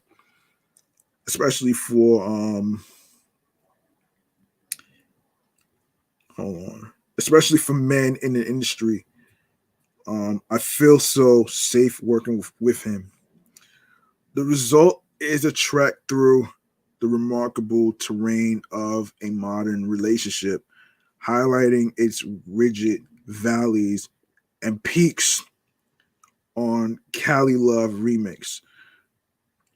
The LA Songbird kicks off the project with rising New Orleans singer Amber, longing for a West Coast romance.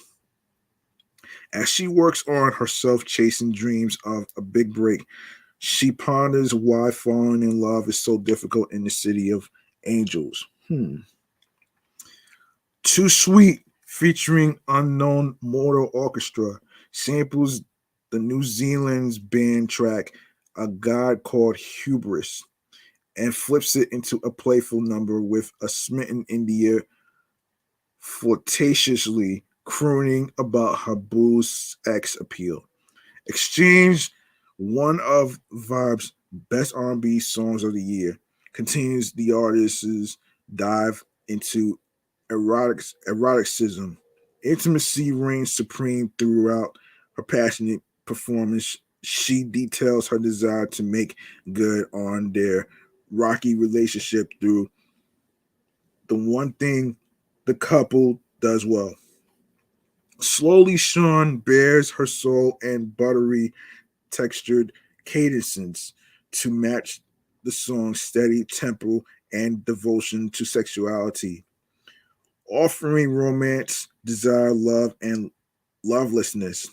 India Sean's latest expertly captures the ups and downs of a building relationship. Number 6, Jasmine Sullivan. A year after Jasmine Sullivan shared her Grammy winning LP Heox Tales, she released its extended version. Rightfully so, Heox Tales Mo Tales earned top 10 spots on Vibe's Best R&B Albums list consecutively. Um, with the inclusion of Representative Maxine Waters' viral declaration about reclaiming my time, paired with confessions from Issa Rae and Sullivan themselves, listeners gain context behind more villain origin stories. New coupling induced altering sets of emotions. Issa's tale into tragic screams, I don't give a fuck. A petty, noteworthy red read is strung together as Sullivan sings, pacify you, but I'm paying the cost. Now I'm done pretending that you're getting me off when your dick is tragic. Damn. Oh man.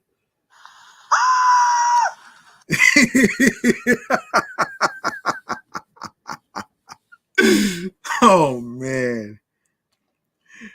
From the male gaze, the Briox Tales is the worst nightmare considering most can't handle a woman.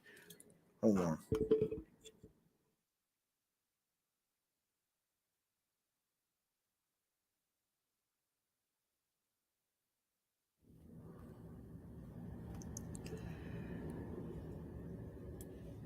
Okay, wait a minute. Can't handle a woman. Yes, can't handle a woman who couldn't care less about putting her wants and needs first. Roster Roster is a far more ruthless, evident sequel to Pick Up Your Feelings with Sullivan singing in a soft tone. So don't catch feelings. We don't even need them. I'm not stopping in my prime. You just gotta fall in line. As though she whispers toxic sweet nothings to the contemporary object of her affection. The talk your shit attitude from Mona's tale segueing into BPW reiterates the album's earlier statement that the pussy is ours, as if declaring, I want you to remember how good this pussy is. I want to fuck your head up. Wasn't enough.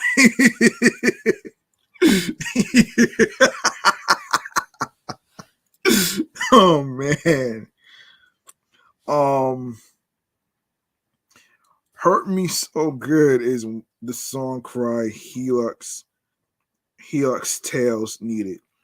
It's a cathartic liberation with a need to serve a destructive partner with their walking papers.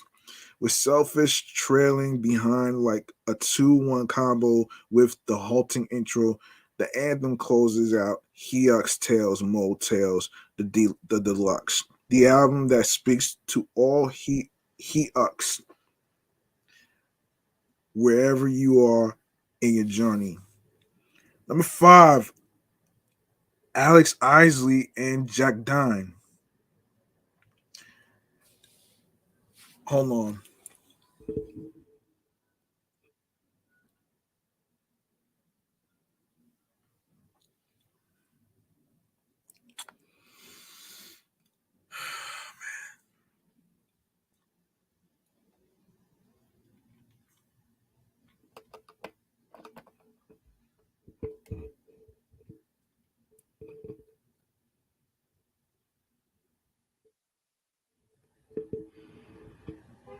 Okay. Um, as a descendant of the great Isley brothers, there could be pressure to live up to the family legacy. Fortunately for us, Alex Isley doesn't ever appear to be rattled by her last name. Instead, she channels it into a beautifully written, composed, produced, and performed album, Marigold. The L the joint LP features Jack Dine on the boards, and the two succeed at crafting a blissful expedition through Isley's mind. Continuing the momentum of 2019's Wilton EP, the Los Angeles based singer songwriter presents a meditation on inner peace and what it feels like to fall in love for the first time on the redemptive Love Again. Been looking for answers, some kind of sign. Isley's airy vocal sing, a deeper meaning, but not much to find except the sun in my face, and it feels right. Had gotten used to the silence of the night. The introspective cut sets the tone for Under the Moon, which finds Isley facing her insecurities, vowing to quit second guessing her impulses and seeing love throughout the, the completion. Excuse me. The duo taps Robert Glasper's jazz mastery for the track Still Wonder, a mid-tempo ode to a previous flame, following the theme of could have happened, what could have been, excuse me. A piano adds a layer of mesmerizing notes, creating a stunning bridge when Glasper appears towards the latter half of the track. Isley's project ends with the gorgeously composed 105. The 4-minute composition is a euphoric introspection, a compelling moment where the songstress is most self aware. Um, okay. Atop a lovely acoustic guitar performance, Alex grapples with discarding her emotional baggage and facing the truth that joy, love, and solace have always been inside her. Marigold is the embodiment of a bed of flowers in full bloom, a field of tangerine tinged buds glowing in the sun. Isley doesn't need to worry about her family's legacy. Her brief LP is all the proof that the New Jersey born crooner is primed for longevity.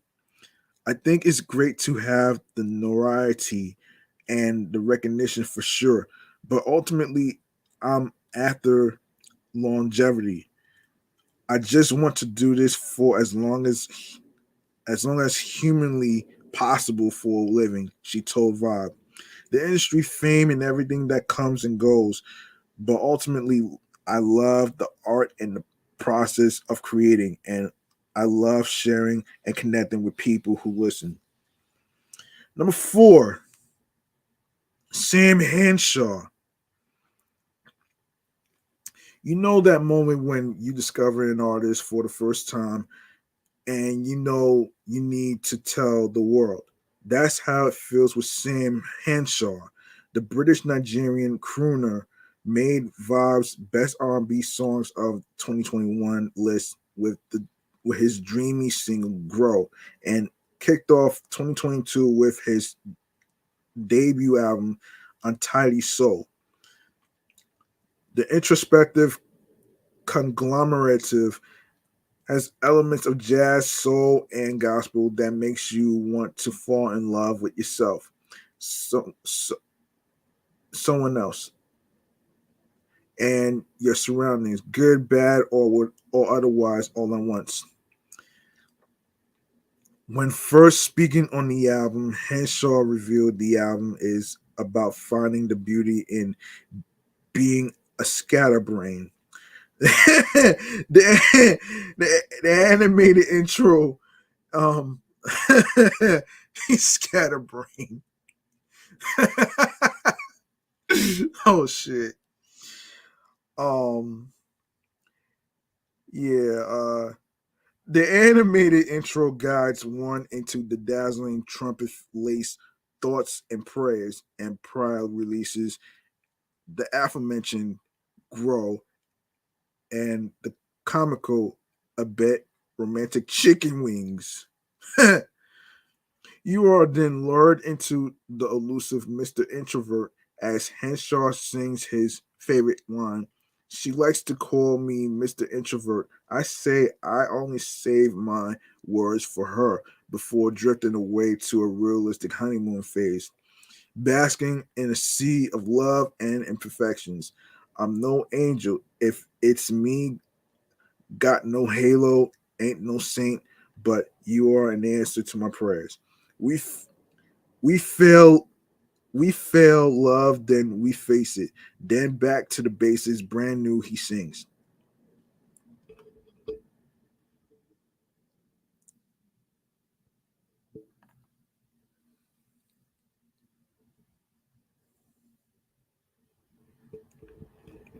If it's one thing Henshaw is going to do, it's write a love song. Loved by You feels familiar to laying on your partner's chest and listening to their heartbeat or tracing the lines of their hands before your fingers interlace. It puts apprehensions to rest, easing right into the intimate comfort of the Toby um, and Wigwy assisted Take Time, though the subject matter stems from Henshaw's actual breakup. The beautiful tragedy makes the record a different type of love song. However, like any great love story, with all its winding turns and romantic nuances, Untidy Soul ends with Henshaw navigating his emotions that lead him to sweet joy, the culmination of a personal journey into maturation and awakening rooted in agape.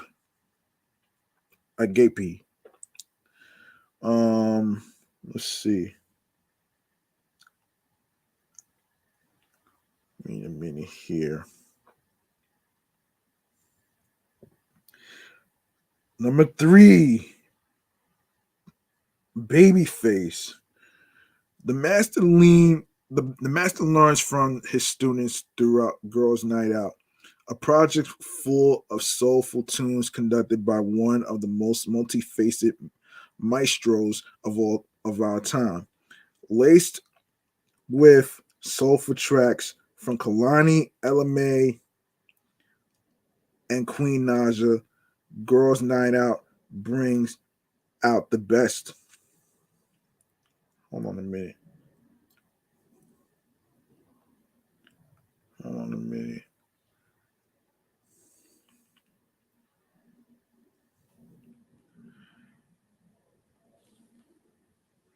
Yes, hold on, brings out the best of every songstress with Babyface taking on a supportive role with rich vocals and his legendary pen.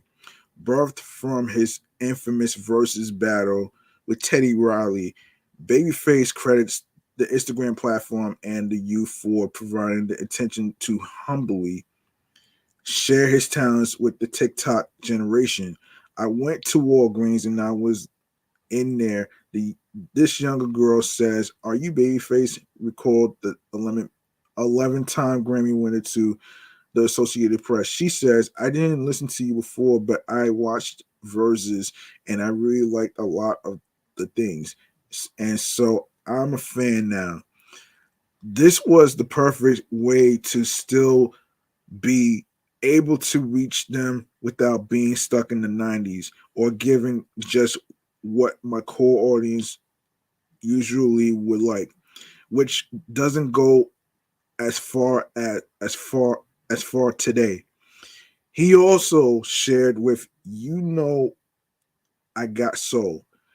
The landscape has changed. If you can change with that landscape. Part of the changing landscape included switching up his collaborative style. Um, while it would be easy to compare the production stylings of this album to the 1995 Way in the XL soundtrack featuring songs penned for Whitney Houston, Tony Braxton, Aretha Franklin, and Brandy. Babyface wrote alongside Seven Streeter, Baby Tate, and Ari Lennox to get a feel of their respective creative process. The outcome is a transcendent journey into his catalog with samples, which includes Whip Appeal, Soon as I Get Home, and Can We Talk, to name a few, intertwined in various takes on today's take on situationships, self love, and the beauty in having a great time with the baddies.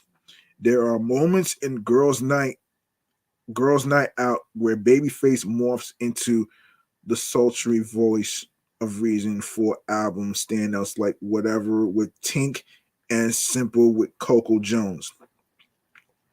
On the latter, it's it's the advice around vulnerability while falling in love that pulls the heartstrings. Don't try to be smart. Playing your cards, they sing in unison. Put them all on the table. Maybe because that's how God made it.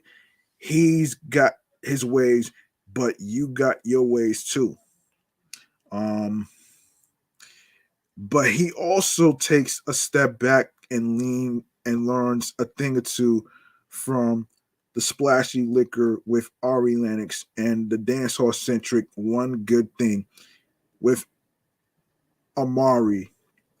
Lennox's vocals are simply irresistible, including her demands for a top shelf gentleman. No rocks, no blend, straight up, just you. She belts. I need 100 from my man. He can't be 80 proof. That's even a fucking thing.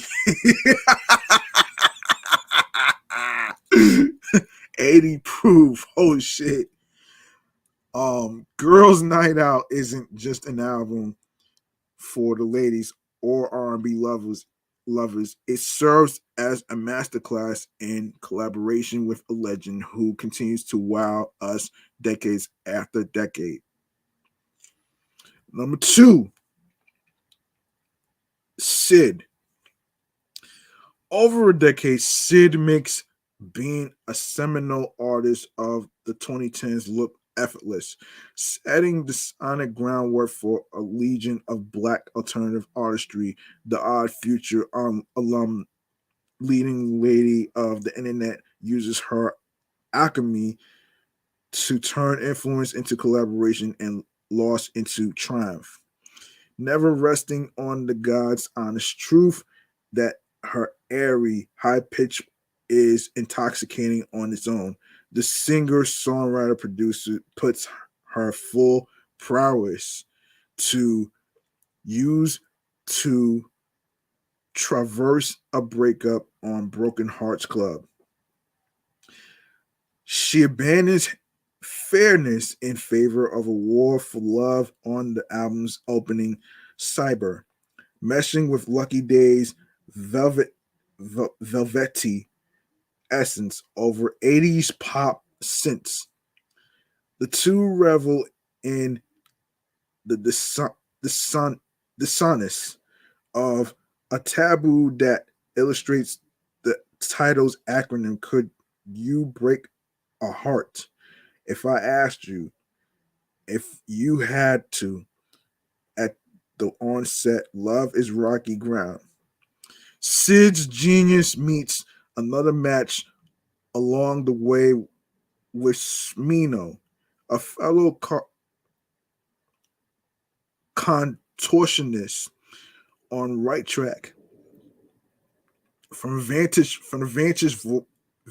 point, excuse me, where hopes are high, the pair slide over up tempo Spanish guitar riffs to encapsulate the rare moment when things go right.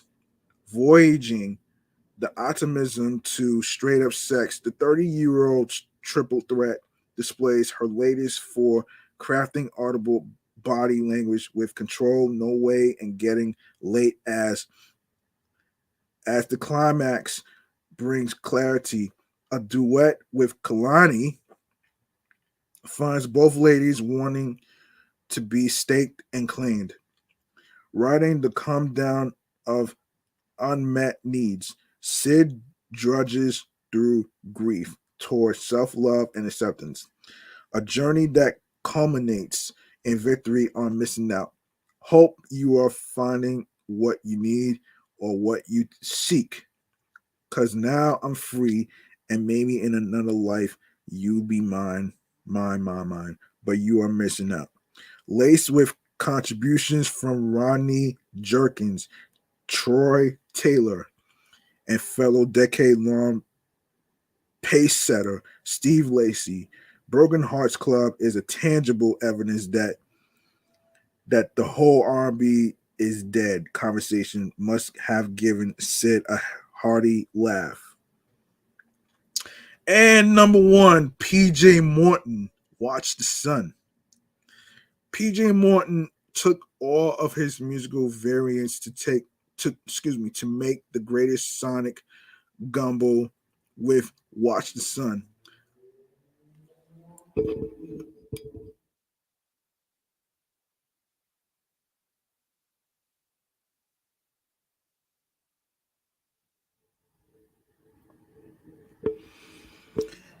Morton's eighth independent album and its accompanying deluxe edition is an audible, beautiful, reflective love letter to one's self while conquering the struggles within life and relationships.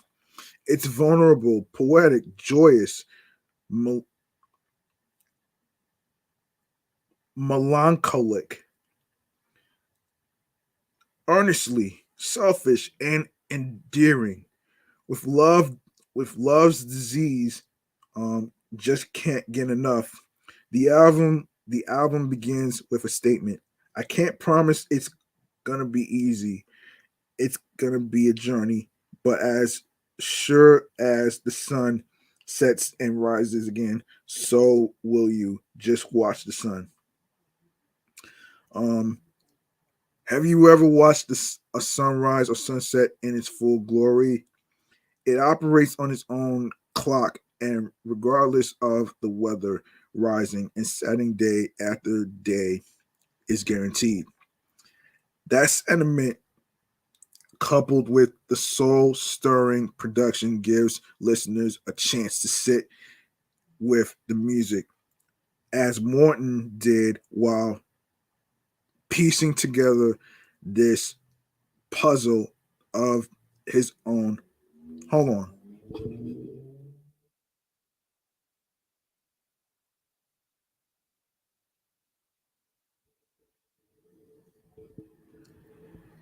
Yeah, his own making.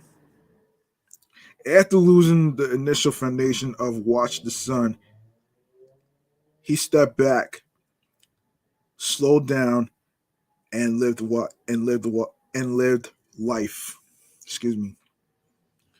The proud husband and father needed to sit in the woes of navigating a relationship during a slamdemic to write the heart-wrenching Grammy-nominated record "Please Don't Walk Away."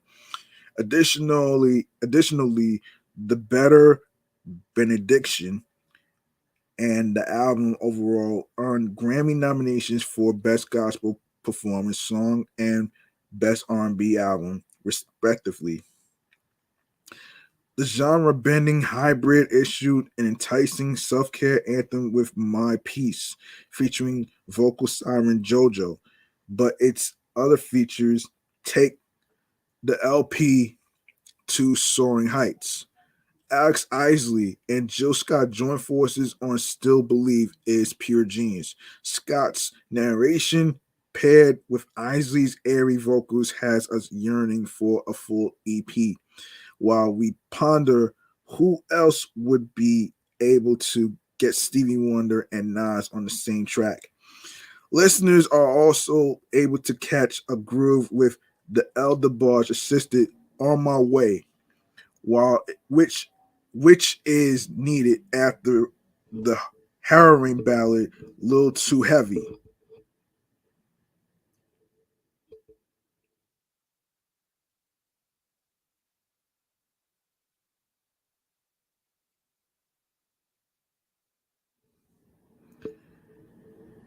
The point is that whether you need a quick escape or something to remind you that you aren't fighting battles in isolation, Watch the Sun offers solace and then some.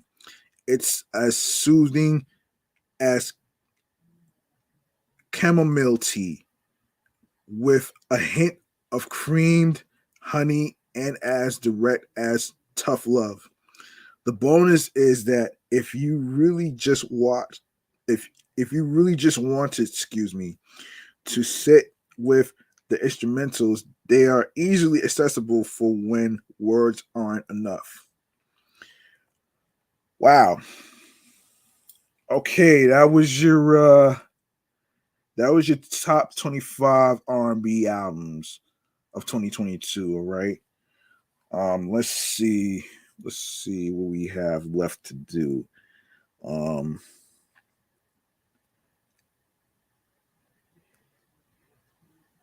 yes, still got a couple to do actually. Yeah, we got a couple to do actually. Let's get to hold on a second here.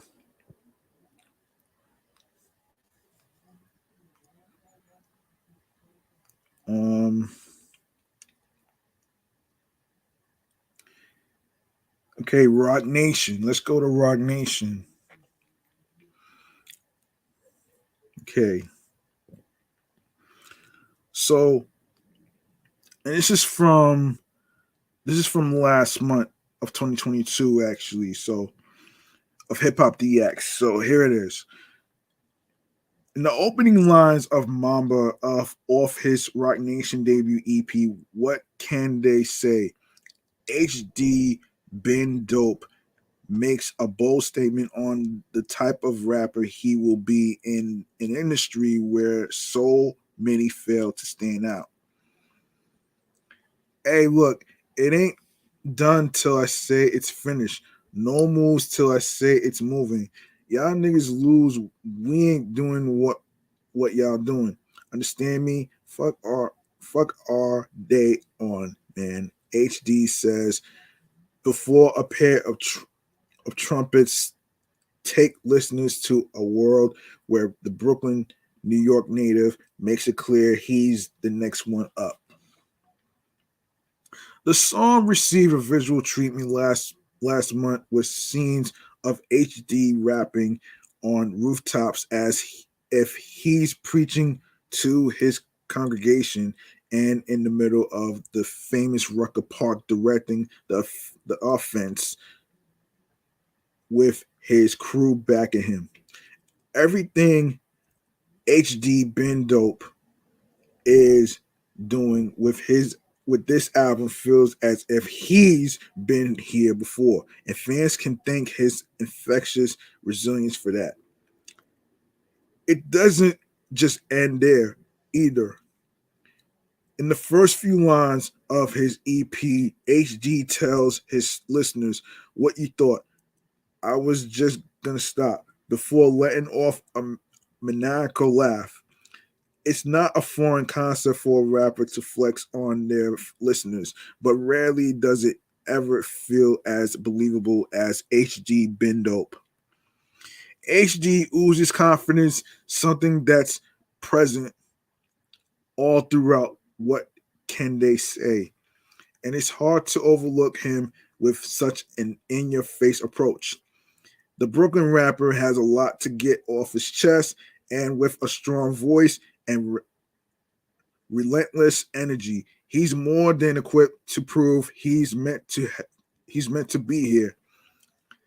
As HD tells Hip Hop DX, his approach to his music is something everyone has felt at some point in their life when the doubters and critics have been lurking around too much. He's just putting those thoughts and feelings on wax. End quote. It comes from the place that everybody feels, you know, when you get to that point of, all right, yo niggas got me fucked up. HD tells Hip Hop DX, when you get to that point, and that's for whatever. Somebody says something to you wrong at work, and it's like, nah, you know what I mean? You are at that point of telling people, stop playing with me. Um, Before the big Rock Nation signing, HD was another rapper on the come up, putting out music in hopes of getting an opportunity to prove themselves on a much larger platform. He was introduced to the culture through his older brother and listening to the likes of 50 Cent, Lil Wayne, and J. Cole influenced his decision to become a rapper. However, the hip hop industry is not a walk in the park, and HD had his fair share of trials and tribulations that tested his mettle and prepared him for what was to come. He continued to carve his own lane, and before long, Rock Nation took notice, fueling a soon to be fruitful partnership. Signing with Rock just feels like elevation, HD says. Obviously, you are doing this shit in order to get it out to people, and the biggest thing about being at Rock is the idea of getting it out to people in masses, people in droves. And that's the most exciting part about it is they believe in that and in what we're doing. He added, in quote, they want to put it out to that many people, and we are in the place where, where we already have been working in order to get it out to the people that it's a dope marriage right now. It's not just about signing a deal just to say I signed a deal. It's about understanding what you see this looking like on the next level and getting with somebody that understands that vision. Having people understand a vision is essential to any artist, and for HD been dope, it might be the secret weapon that has so many turning their attention to him. Um, HD wants his listeners to be able to find something to relate to his music, and he offers up a lot on not only his new EP but other projects as well. According to HD Been Dope, having fans actually like something you do is a great feeling, but for them to make a natural connection speaks volumes. When people can relate to a song though, artists can artists create a new level of communication with their listeners. When I think about me as an artist, I think about the way people respond to me, HD says. As an artist, and the biggest thing that I want to get out, the way I talk in my music, to hear people say it's bold, it's very bold, it's kicking out the door. I speak that so that the people listening can feel that shit too.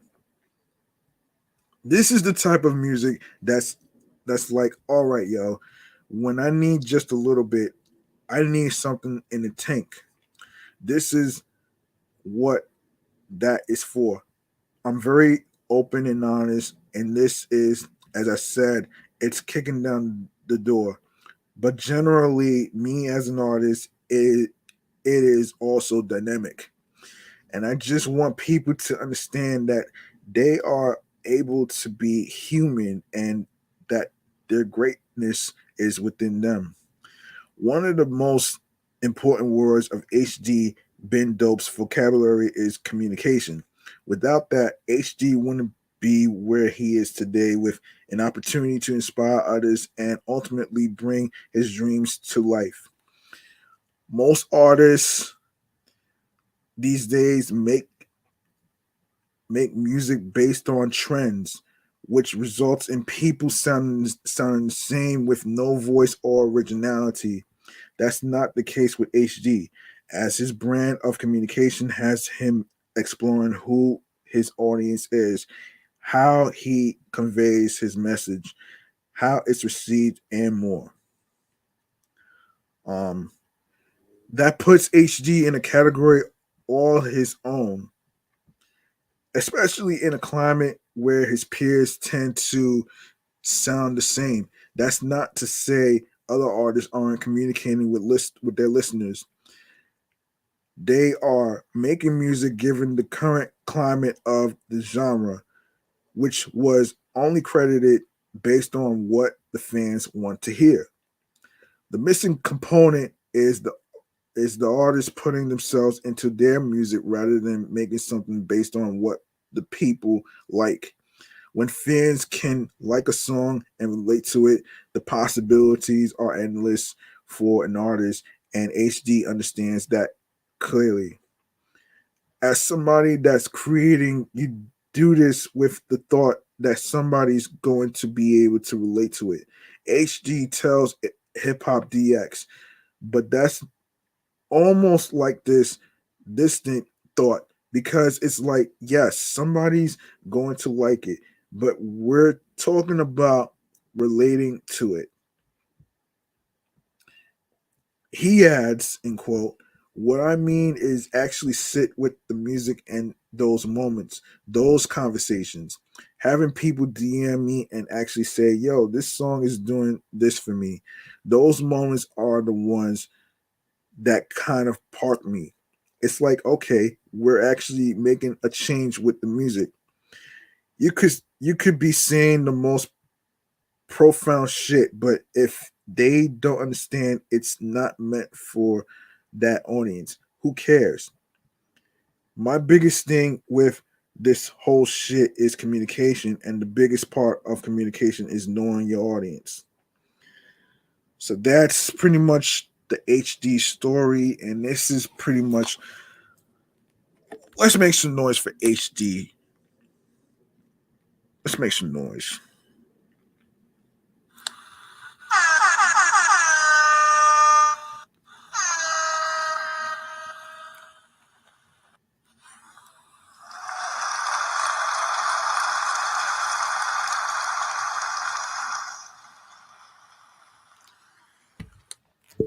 All right. Up next. Up next, let's see what we have here to talk about here. Um,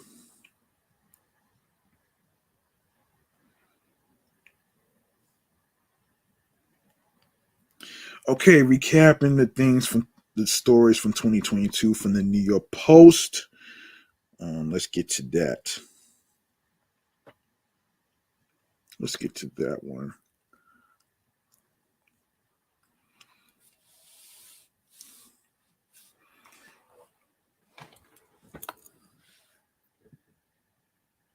Mm. Okay.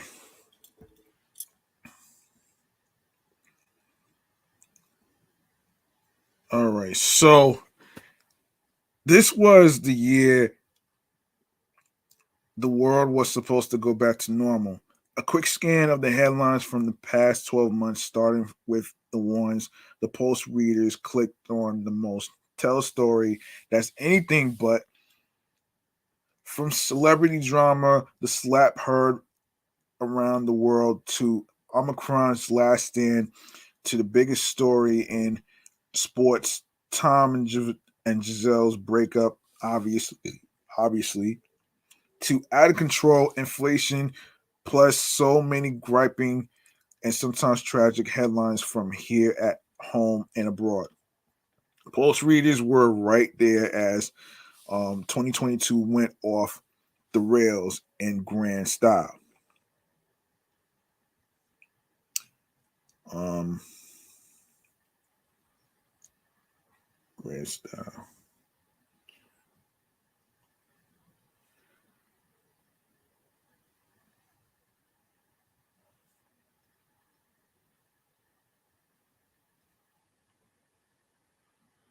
Yeah, so um this that's it, of course, if they weren't transfixed by the latest optical illusion. Let's take a closer look at the most popular um New York Post.com and page6.com stories of the year.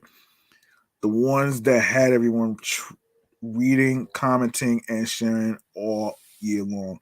So obviously, the Will Smith story everyone remembers is the one where the not so fresh Prince slapped comedian Chris Rock at the 2022 Oscars, but the one everyone actually clicked on, making this the top news story of the year, drumroll please, was Jada Pinkett Smith revealing that she was forced into marrying her hubby by family members and that she cried during their horrible ceremony.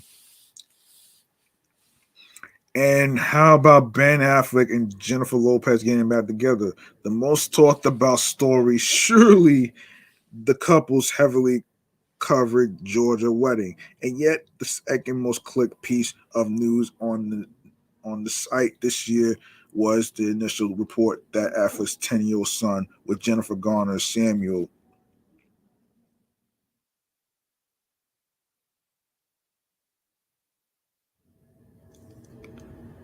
Yes, Samuel dinged a $250,000 Lamborghini Urus on an exotic car lot in Los Angeles. Oh wow!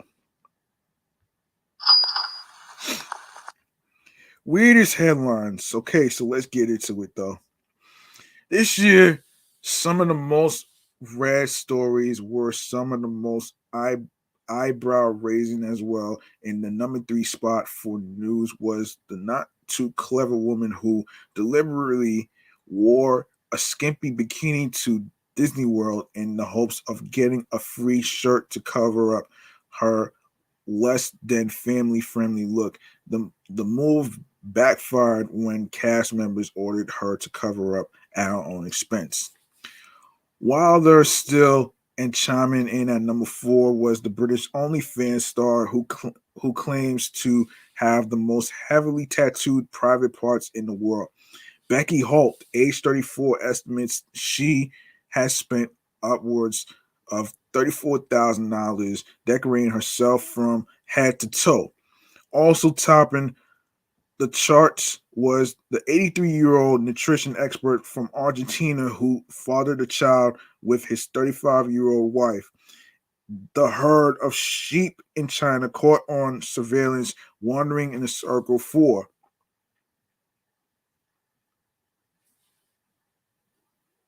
12 straight days in November, and if I stay, star Chloe Grace Moretz, admitting in September that a cruel Family Guy meme about her legs turned into a recluse. Oh shit. Oh man. Um there was also a compelling theory from an astrophysicists that alien technology might have fallen in the Pacific Ocean some time ago. It was one of the most shared stories on the Post Facebook page. Celebrities behaving badly. Of course, page six readers seem to be deeply concerned for model Cara Delevingne last September when the only murders in the building star was seen looking disheveled and acting highly erratic at a Los Angeles area airport with her feet hanging out of a Chevy Suburban.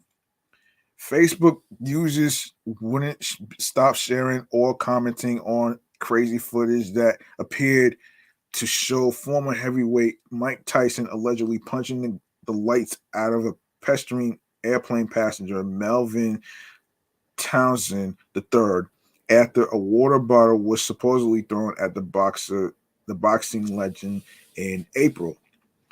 Okay, when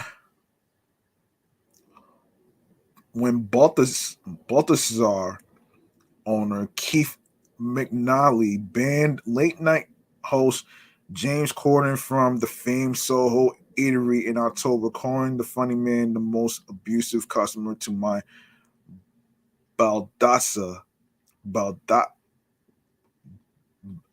Baldassar serves servers since the restaurant opened 25 years ago. Other restaurant insiders dish the dirt on their tangos with badly behaved celebrities over the years.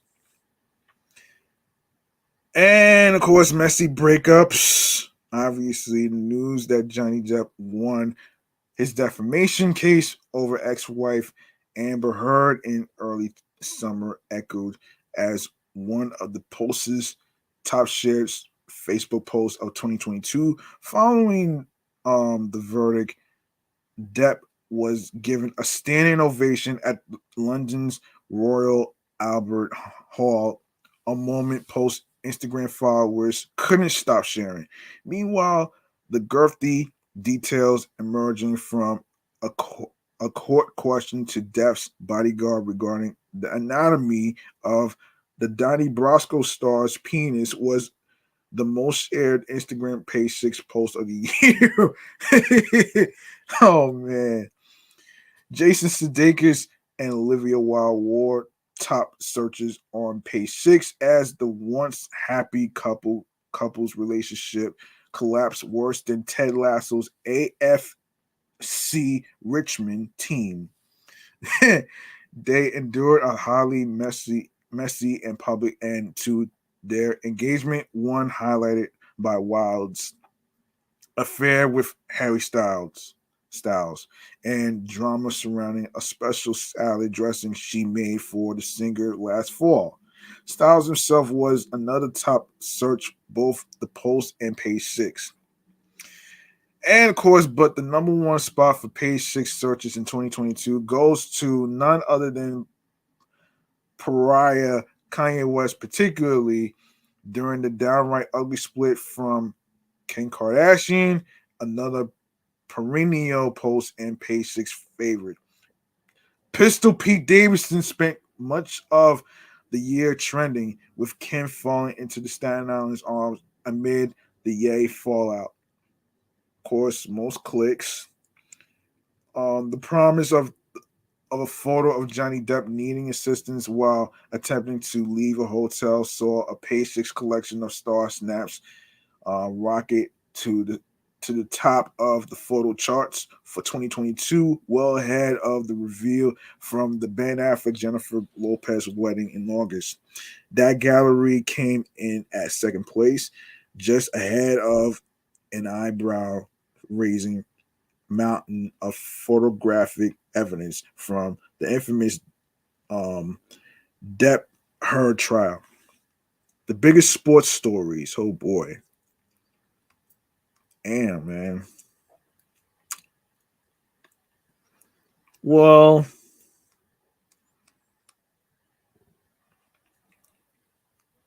the sports stories. Okay. So I'm not gonna do that one. I'm gonna do that on my other sports show. I'm gonna save that for the sports show. So Russia's invasion of the Ukraine last February had the world's and readers undivided attention. Post followers particularly paid attention to acts of bravery from the Ukrainian forces, such as a soldier who blew himself up on a bridge to prevent a Russian advance. That, along with the boycott of Russian vodka and Julian Lennon singing Imagine for a Ukraine fundraiser, were some of the top Facebook shared post stories of the year. And of course, obviously, Elon Musk, that piece of shit, the fluctuating richest man in the world, who was rumored to have not had sex in ages, and current Twitter boss Elon Musk was an incredibly popular search on the post amidst his takeover of the social media platform in November.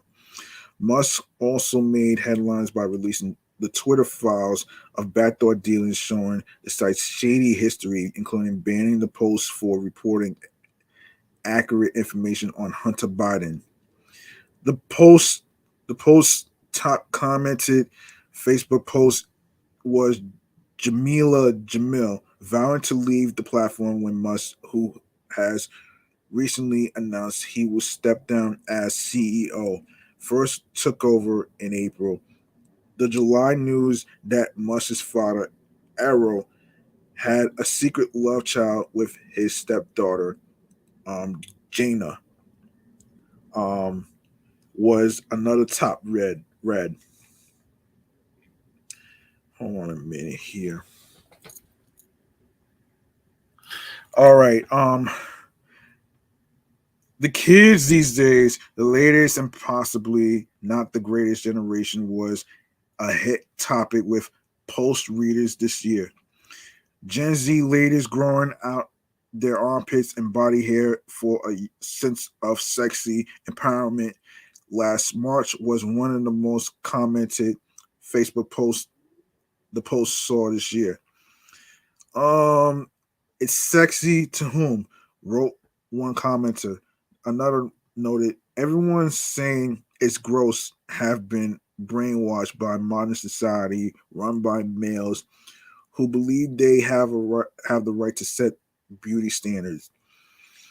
Many eyes were on stories about the youngins canceling the thumbs up emoji in happy hour as well. Oh boy. Um oh boy.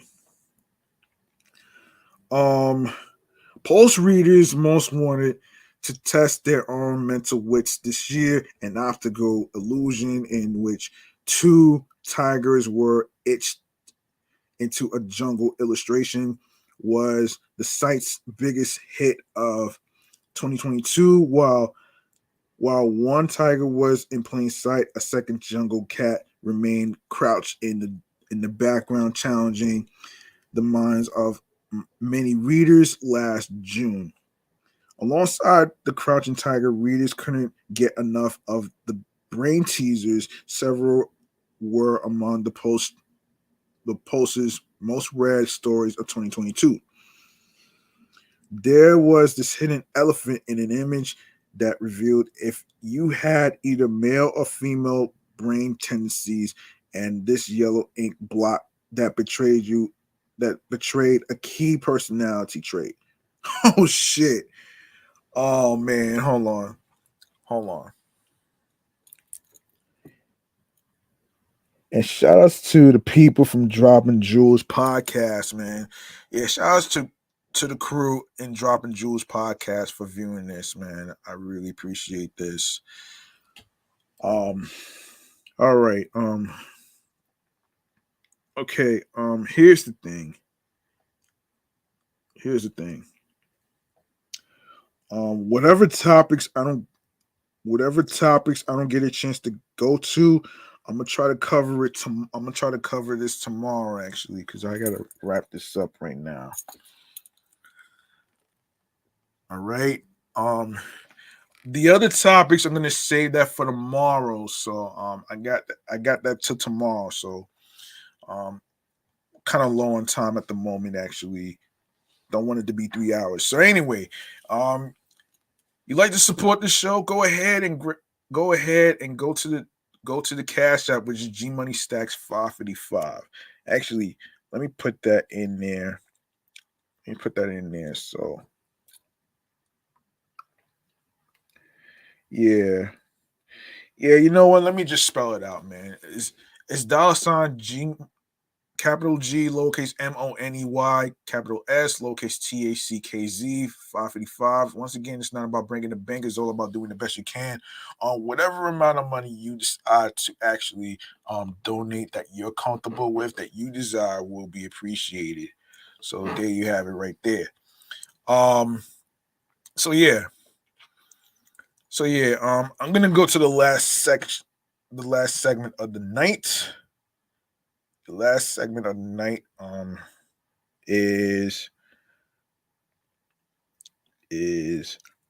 stream choices on the go, man. Let's go.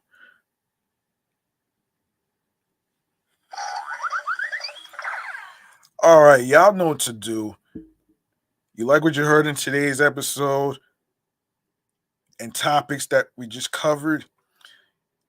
Why don't you go ahead and show some love by following Off the Meat Rack Chainz New York podcast on Facebook and Instagram, alongside with my sports podcast, which is Excellent Fun Vibrant Talks podcast, the sports edition show, and the review show, which is Meticulous Vibe Juice podcast. And you can also follow me on the gram as well, which is G Money Stacks 555 in Queens, New York. Turn your notifications so you don't miss anything. And you go to the link in bio. Make sure you subscribe to every single streaming platform that I am going to mention, which is Linktree / G Money Stacks 555. You can leave a voice message for me on anchor.fm / G Money Stacks / message.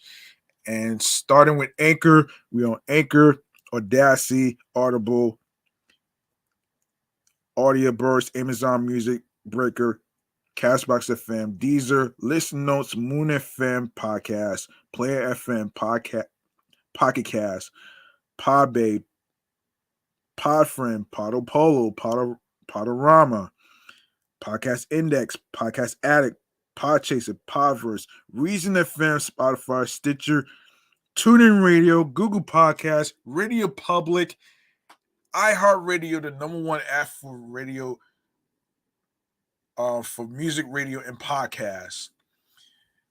And you don't need a debit card or a credit card to download iHeartRadio and all these other apps as well. So make sure you follow my other podcast shows that I'm doing on a weekly basis, which is Excellent Fun Vibrant Talks podcast, the Sports Edition show.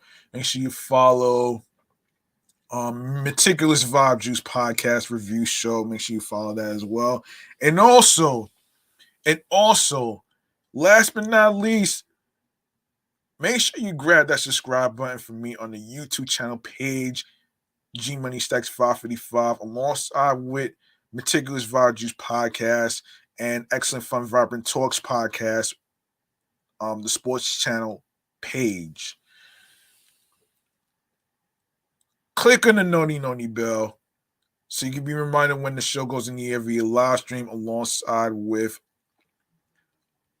leaving a like and a comment and a reminder when the time of the recording starts. More video content, upcoming episodes, previous episodes. Be sure to download the episodes, share the episodes, share the videos. Be sure you listen, stream, watch. Be sure to tell a friend to another friend, and of course, spread the word. And of course, be sure to share the podcast along with the link that says Linktree / G Money Stacks 555 with your husbands, your wives, your boyfriends, your girlfriends, your friends, and the people you're cool with, and the people you met at parties or wherever you meet them at and stuff. So that's gonna do it for me, man. I'm gonna be out of here. This is your man G Money Stacks, aka the Gregonator. I will, whatever topics I don't get a chance to cover, I'll cover in the next episode, which is 225. All right, I got that covered. So I got y'all. So I hope y'all enjoy yourselves. I hope y'all take care of yourself, take care of one another, and remember, the grind doesn't stop. Hard work pays off. New York wasn't built in a day. And if you want something, you have to work hard and you have to earn it. Most importantly,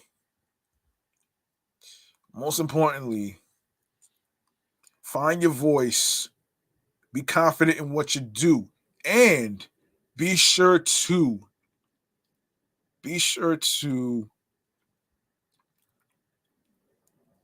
be sure to find something that gets you into your zone, that makes you smile mentally, physically, spiritually, and creatively while you're on your P's and Q's,